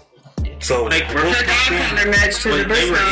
off 5 losses. So what puts them higher than Private Party? What put them higher than all of these other tags? I would say you're absolutely correct if you're going off standings. But the last time the Guns and FTR were in a ring together, the Guns cheated to win. So that match was always getting ran back. A win is a win, though. According to AEW, what they say how they was going to book, a win is a win. FTR skipped the line. Same thing they did with Punk. So the only person that right now who actually got the title, who went, I say deserve it, because based off the way AEW booked with statistics, is MJF. I say Powerhouse Hobbs. You've been on. No. Yeah, Powerhouse Hobbs have been on. Because it doesn't matter what you say. You can sit here and say, we don't watch that, but it still happens. The last 3 or 4 champions won because of that ladder match. They didn't win because of the statistic part of it. No, not Wardlow. Powerhouse Hobbs had been being built. Yeah. His push started in November. He has been winning, but I'm like, but he won that. Yeah, I mean, due to that title match, due to that ladder match. And who was the champion before him? Samoa Joe. Samoa Joe won it. I don't know why he got the title shot, but he won it from Darby Allin. Darby Allin won it for who? What is it? Who took it off for Scorpio Scott? Scorpio Scott was the last winner of that ladder match. Sammy. And shit, he was the last winner of that ladder match. So it's been kind of the same people who they've been tossing the title around. At this point, it's the same people who they're giving the title to. It's playing circle. But I'm just saying, if AEW, because that's what they said in the beginning, they ain't, everything about wrestling, they change their mind every month. I'm like, there ain't no point for them to keep on with the record stuff that they doing if they're not gonna oblige by their records. Makes sense. AEW was very good. Jay White, Tony Khan announcement of London, FTR and the Guns, thought it was great. Friday Night SmackDown. What? AEW, no, it's funny. If we could have got this episode of Dynamite on Raw, that we would have had some hope. Yeah, I'm giving AEW 8 out of 10. I give it like an 8. Friday Night SmackDown. The Brawling Brutes beat Imperium. Seen it. But goddamn it, they put on a good one. Yeah, they did. Like when I seen the Brawling Brutes coming out, I called it. I was like, who they gonna face? Imperium, and they came out. So I was like, but the outcome was way better though. I will say that. That's why I'm like, I can't really be mad. I'm like, hey. But before I move on, Miss Quinn, did you want to add anything? No, I'm good. Before I move on, I do want to give a shout out to Samantha Irving because the way she introduces Imperium is fantastic. The Ring General, Gunther, Ludwig Kaiser, and Giovanni Vinci. It's fantastic. I love it when she introduces them. Kayla Braxton, Paul Heyman, Solo Sikoa, Jay Uso backstage segment. Jay was wondering why Jimmy wasn't there. Paul Heyman told him that the tribal chief requested for Jimmy to stay home to watch how the main event Uso does. Paul Heyman told Solo, if Jay doesn't finish the Sammy problem, then you will finish our problems. Teasing that main event heel face turn. Mm-hmm. Gotta love it. Ricochet versus Ivar. This is the only dud to me. It played out exactly how I thought it would play out. I'll just put it right there. It played out exactly how I thought it was going to play out. Kevin Owens and Sami Zayn segment backstage where Sami Zayn said he needed to talk to Jay. What was going through you guys' minds when we saw the backstage segment? I knew something was going to, shall I say, conspire against one or the other. I knew one of them was going to get attacked. I didn't think it was going to be KO. I thought it was going to be more of maybe a Solo or Jay, turn on Sammy backstage. But that's all but it makes sense. You take KO out, he can't protect Sammy. With this, I wasn't really, because I kind of said about this stuff earlier in the show, but I mean, it's setting up for not Solo, but for Jay to be by himself. And the fact that he was just sitting there listening to Sammy speaks volumes. Mm-hmm. So, I mean, that's enough said right there. Setting up for the KO turn on Sammy. You can see that as well. Raquel Rodriguez, Liv Morgan versus Shotzi Natalya. Raquel Rodriguez and Liv Morgan got the win. Match was fine. It was a filler match, Katie. It definitely was a filler match. I just hate how they're really trying to elevate these WWE Women's Tag Team titles.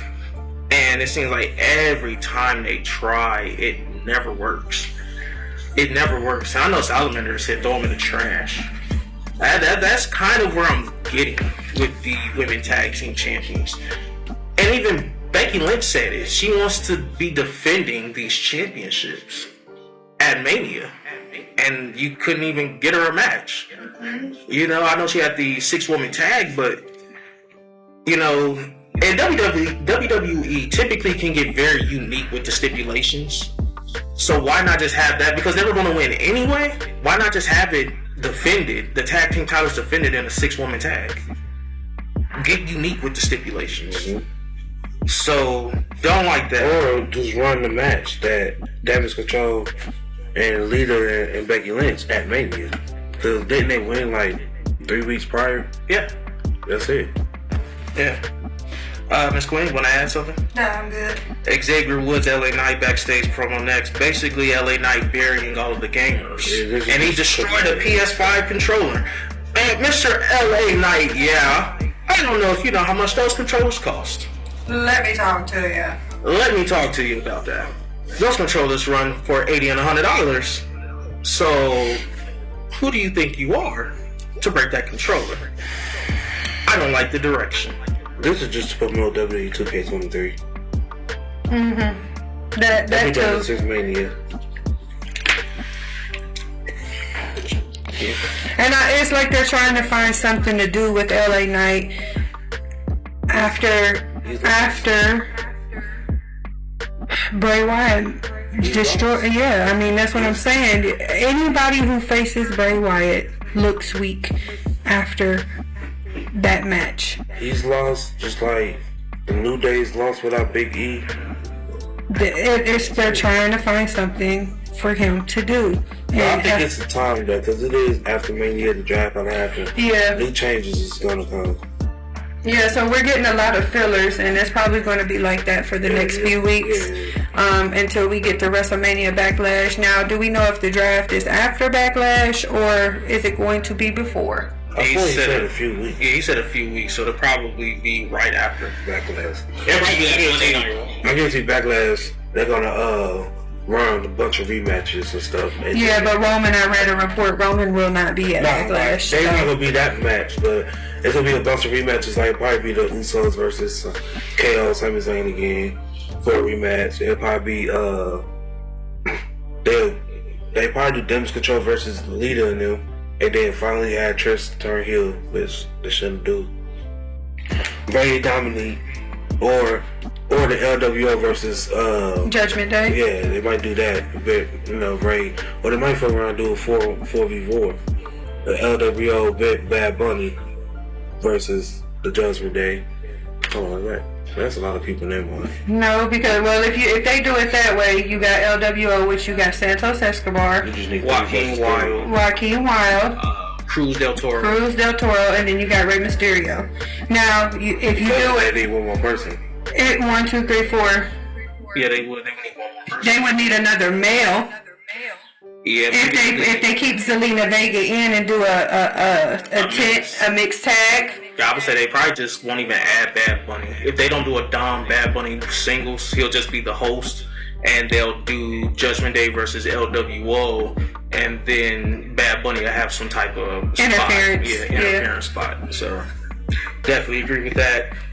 Triple H comes out next, spews a bunch of WrestleMania facts that none of us care about because WrestleMania is over, and then he announces the draft. Yeah, I'm saying it was just to do that, and then Give they realistic announced the shit like Tuesday.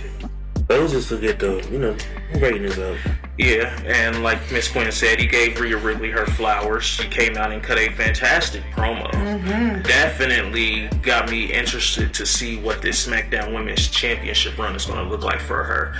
And it looks like they're going in the direction of her and Zelina Vega, because we got Rey Mysterio and Santos Escobar versus Dominic Mysterio and Damian Priest. But before we get into that, Dominic Mysterio might be the biggest heel in WWE right now. He couldn't even get a word in. Every time he put the mic to his mouth, the boos echoed louder and louder. Even Michael Cole asked, "Can y'all stop booing?" Literally. And it just amazes me how far he's come. He's come leaps and bounds. He has really come leaps and bounds. Yes, he has. From when he was getting destroyed with kendo sticks by the Messiah and the Monday Night Messiah and Buddy Matthews or Buddy Murphy, to joining Judgment Day, fighting his dad, to where we are now. He's come leaps and bounds. Absolutely love it. Anything you two want to add on the Judgment Day promo or the Rey Mysterio tag match? I mean, I get why Dominic and Damian won that match, but yet again, here's another match that includes Rey Mysterio and Dominic Mysterio against each other, and then it still makes Rey look weak after his win at WrestleMania. See, he became a Hall of Famer. What happens to Hall of Famers? They get booked poorly. There you go. Next up, we had a Shinsuke Nakamura hype package. He's coming back next week. Ask me if I care. Hopefully he's come back serious. Hopefully he comes back and they push him right. Yeah. Like they did when he first came in? Yes. Yeah, he needs it. Before they messed him up with AJ Styles? Yes, he needs it. Next up, we're getting ready for the main event. Jey Uso, Sami Zayn get the talking backstage. Sami Zayn tells Jey that there's always an out. Commotion. Sami Zayn finds Kevin Owens has been attacked by Solo. He gives a report. He goes out and he does his match with Jey Uso, which Jey Uso wins off Solo's interference. Then Jey stops Sami Zayn from being destroyed, but then ended up doing it himself. I thought this was great, but like Salamander said earlier, it wasn't long enough. wasn't good enough. Definitely left a lot to be desired. Then we get the Sami Zayn save from Matt Riddle. Yep, the Sami Zayn save from Matt Riddle. Like Salamander said, this should have been his actual return. Yeah, this should have been what technically should have been what really Raw was. This was a true after Mania show because this is actually good. Same level, I'll give it 8 out of 10. Yeah, I would give this. I give it an 8.5. Miss Quinn? Let's say 8.5 out of 10 for the SmackDown after Mania. A lot better than what Monday Night Raw was. Well, we have made it to the end. We've covered all the shows. Very tiring watching all wrestling for like 3 days straight. I've been asleep since forever. Literally, we had to adjust to, yeah, we got WrestleMania weekend for a lot of people. You go back to work that Monday after, so you're trying to readjust from what fantastic weekend you had. I'm still catching up, y'all. I'm still tired. Yeah, definitely still tired. That was a lot of wrestling. But you know what? I've often thought about how we've all said, well, we all want to go to Mania. But if you really think about it, if we do go to Mania, we'll probably consume enormous amounts of wrestling. Because I don't know about you guys, but I'm definitely going to visit, if I was to go to Mania, I'm definitely going to visit a couple of indie shows. Absolutely. Definitely would visit a couple of indie shows that I normally would see. That's always take place around there. Before we get to the community questions that we have, guys, when do y'all think AJ Styles is going to return? I say any moment for real. What did he do? Break his ankle? Yeah. He's been there for a while, right? Yeah, he's been out for a while. I think AJ will probably make his return, if not at Backlash. It'll be after the draft. It'll probably be the draft. A few more weeks. I think they waited for the OC. They just wait for him to come back to. But the OC was on Monday Night Raw before Mania, weren't they? I think they were just in a backstage segment. Yeah. Some go off stuff. But with the whole thing about Vince McMahon, I really feel sorry for the people who he brought back. You think of the Good Brothers, Bronson Reed, and all of those people. But, like I said, I was talking to my friend earlier, and he made a very valid point. Out of all of those returns, how many have lived up to it? It's about a good amount of those returns who haven't lived up to the hype, who really haven't paid off. And I think one of Triple H's biggest blunders is Hit Row.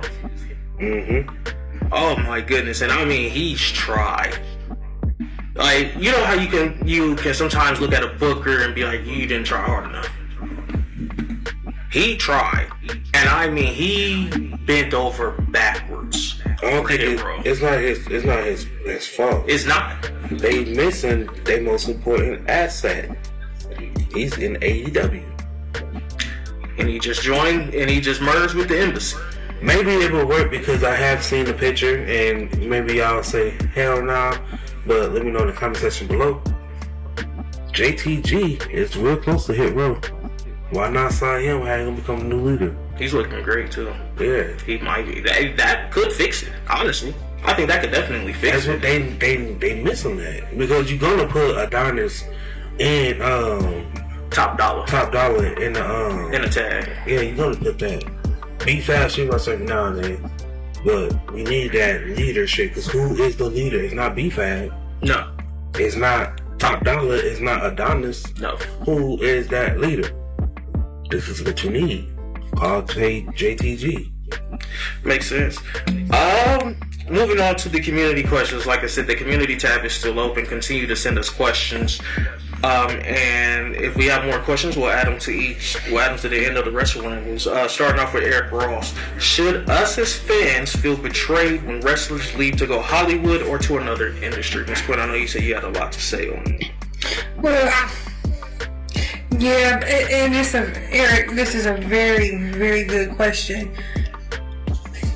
As fans, I do believe there is a feeling of betrayal when we do lose one of our roster wrestlers to go to Hollywood or to another industry, especially if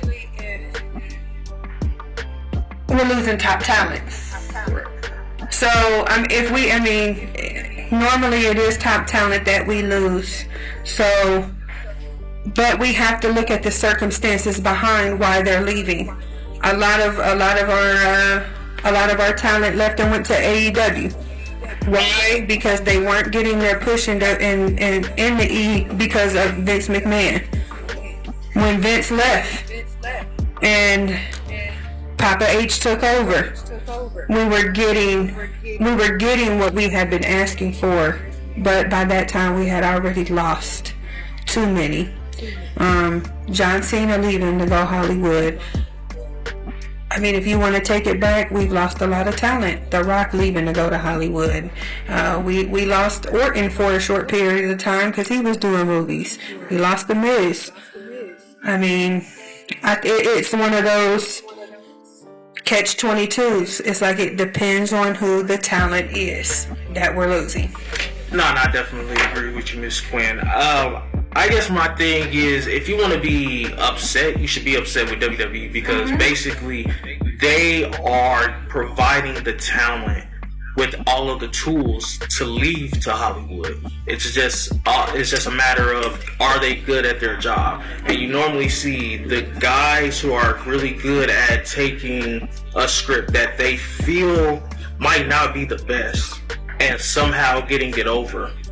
Those are the guys that are typically, on their way to Hollywood. And you could even look at the Tribal Chief. As a face, we would have never thought that. But once he was given freedom to talk on the mic and freedom to do his different expressions, Roman's sudden change from 0 to 100 is phenomenal. There have been plenty times to where I can even go back to when he was talking to Sami Zayn and he was asking Sami Zayn, do you want to be the Tribal Chief? Do you want to be the Tribal Chief? And that third one, he snapped and basically started yelling at him, do you want to be the Tribal Chief? And it's certain flips of the switch that will get somebody over like that in Hollywood. So I think WWE is giving these wrestlers the perfect, the perfect place to practice their acting, because that's basically, when you look at WWE in particular, it's a soap opera. It's a giant soap opera. You're giving them the opportunity to practice, so if they do have a shot to go Hollywood, it typically pans out that way. Camille Salamander, Eric Ross's question, what do you think? Well, Eric, yes, I do feel like it, because the only person who's from wrestling who actually giving back to the industry whenever they can or he can is John Cena. I know The Rock, he has a very busy schedule. He makes time out. We want to see him come back 3 times since he's really been in Hollywood. 4 times to host Mania. He had that match with John Cena at the previous Mania. And then that one-off match with Eric Rowan, Bray Wyatt and stuff. So, but this is just recently, though. Yeah. But I mean, I would say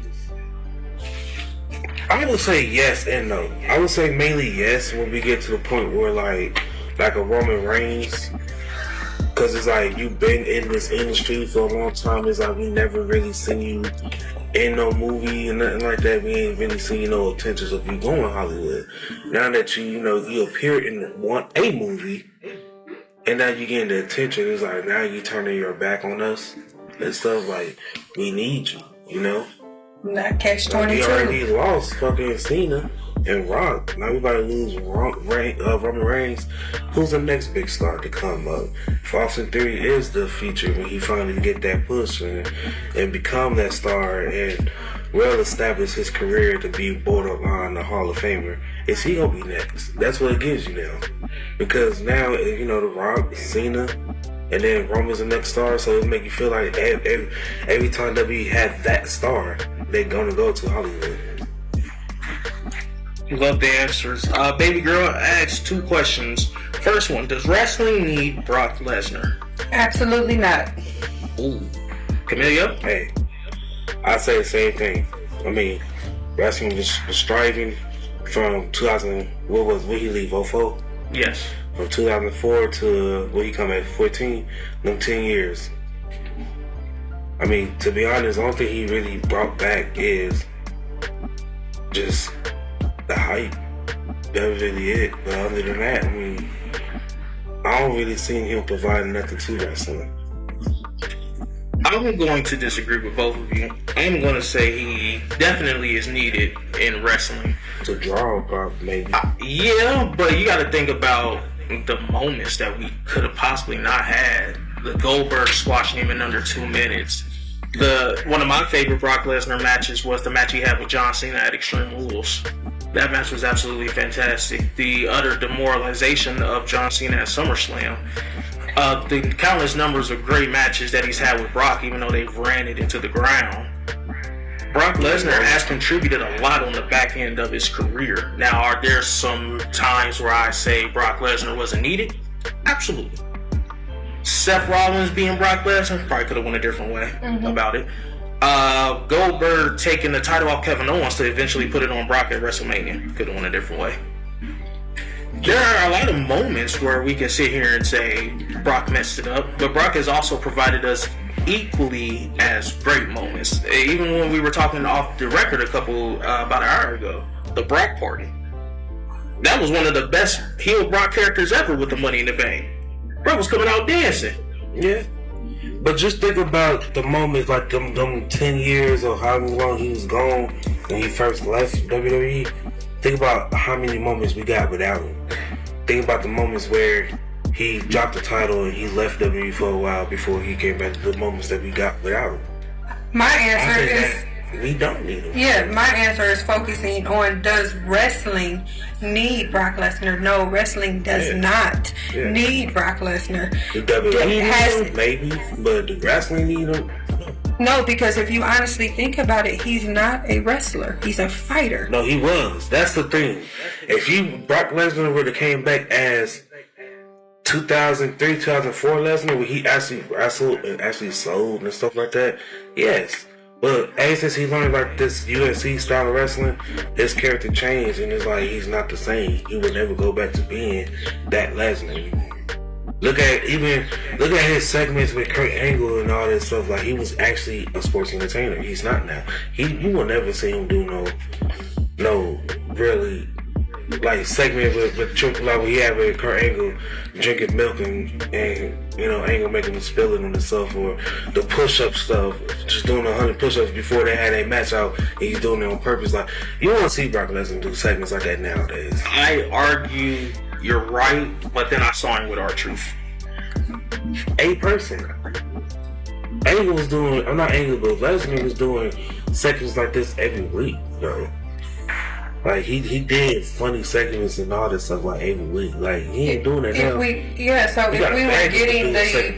we were getting the wrestling Brock Lesnar, then yes, we would need him. But what we're getting from him now, he's not doing nothing but hurting people. He's hurting the talent. For no reason, though. Okay. And the last question from Baby Girl, then I'll hand it over to Camille Salamander to wrap it up. Are MMA fighters good for wrestling? I would say, as long as they understand that in order to be a great wrestler, it's a lot of give. You have to give. If you don't give, you'll never be able to truly reach the heights of what this business can give you. And we see that with Ronda. She refuses to give. And then when she does give, it seems like she's forced to give. And it doesn't look good. You have to be willing to put somebody else over, which is the complete opposite of UFC or MMA fighting, where you have one job. Beat up your opponent. That's it. That's your one job. As in with WWE or even wrestling in general, you have to be. They're crybabies. When they don't get their way, they complain about it. I say they kind of, it's MMA fighters and wrestling, and wrestlers is kind of the same thing. You know, wrestling, well, if you gotta make it entertaining, right?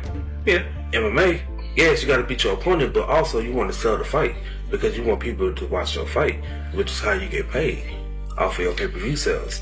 So you have to bring some type of entertainment aspect to the weigh-ins, the face-offs, and all that stuff. So it kind of intertwines with each other. I agree with what you said, KB. Like, yes, I think they could be good wrestlers if you understand the aspect of professional wrestling. Of the business. If you understand that aspect of it, you will make a great wrestler. You've seen it, Matt Riddle. You've seen it happen, Ken Shamrock. You've seen it, Bobby Lashley. And you know, Bobby Lashley and Ken Shamrock was wrestlers before MMA, but they still went and learned that style and still able to, you know, intertwine the two together and stuff. Matt Riddle is the first one we saw, you know, actually from straight MMA to come to and wrestle the WWE style, actually adapt and stuff. So I think it just depends on who you are and stuff. Like, to me, I think it won't work for everybody. But I think it worked for Matt Riddle because Matt Riddle wasn't that huge star in the UFC or in MMA world. Ronda is not working for her because she was that huge star. So it's like, we know you really take it. That's why I'm like, the character of her being Ronda Rousey is not working. She gonna have to really be Ronda and so be the female Brock. Like, even Brock, like, it works for Brock because Brock had to basically, he already came from an amateur. He was a freak of nature. Never had any type of experience of doing MMA, but basically went over there and dominated and stuff. Same thing, played football. He was picking up sports and just being good at them. So I think it just depends on just your athleticism for real. Like, but like Conor McGregor, could he work in WWE? I don't know, because he's a star. So I'm like, you see him lose and getting the best, getting, you know, people getting the best out of him on the mic, it's gonna mean like it's gonna make you feel like. So I think on the MMA side, I think if you wasn't really that big of a star type stuff, yes, it would work for you. Like even I forgot his name, but the guy with Brock Lesnar. Oh, Cain Velasquez, yes. That kind of work. That's kind of believable too. I mean, he has ties to wrestling too, so that's believable. But I think one thing I would say, if you're an MMA star, but you have an amateur wrestling background, yes, it will. But if you're an MMA star that, like, you know, all you do is MMA, you ain't got no type of wrestling background, I would say you have some struggles. Hence, Ronda Rousey. She came from a judo background, karate background, stuff like that. Boom. Daniel Poirier. Not Daniel Poirier, but he was just on Sunday Delivery. Daniel Cormier? Yes. Him. He has a amateur wrestling background, so him tapping foot into the E makes sense. It's like it can work. And so Kurt Angle, you know, that worked. I mean, he wasn't MMA, but it worked. The amateur wrestling stuff, because they still, whether or not it's professional wrestling or amateur wrestling, it still takes. It still has some ties to the base of the base, which is wrestling, the amateur wrestling style. It still has some base to that. So I think it just depends on the star that you are. Mm-hmm. All right. That is it. That's all I have. Miss Quinn, closing comments, closing remarks. Yep. Eric, baby girl, thank you for your questions. We look forward to answering more of those. Yes, we do. Yes, we do. Commando Salamander.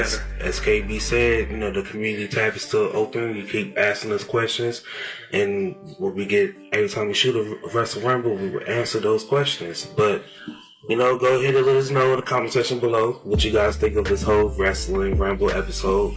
Let us know what you think about the whole week of wrestling, the go home shows, the premium live events, the pay-per-view, the after shows, the Dynamite show. Let us know in the comment section below what you guys think. Don't forget to leave a like on the video, subscribe to the channel, and push the notification bell so you won't miss on any uploads. And, you know, till then, we see you on the next one. I'm Camilo Salamander. It's KB the Mark. Miss Quinn. Simply, we some fucking marks that love sports entertainment. I started with nothing and came out a king. I've been the one that's been ballin' for rings. It's been me and my team and we chasing the green. My team be the shit, we ain't ballin' for free. Don't ball for free, yeah. My team be the shit, we ain't ballin' for free.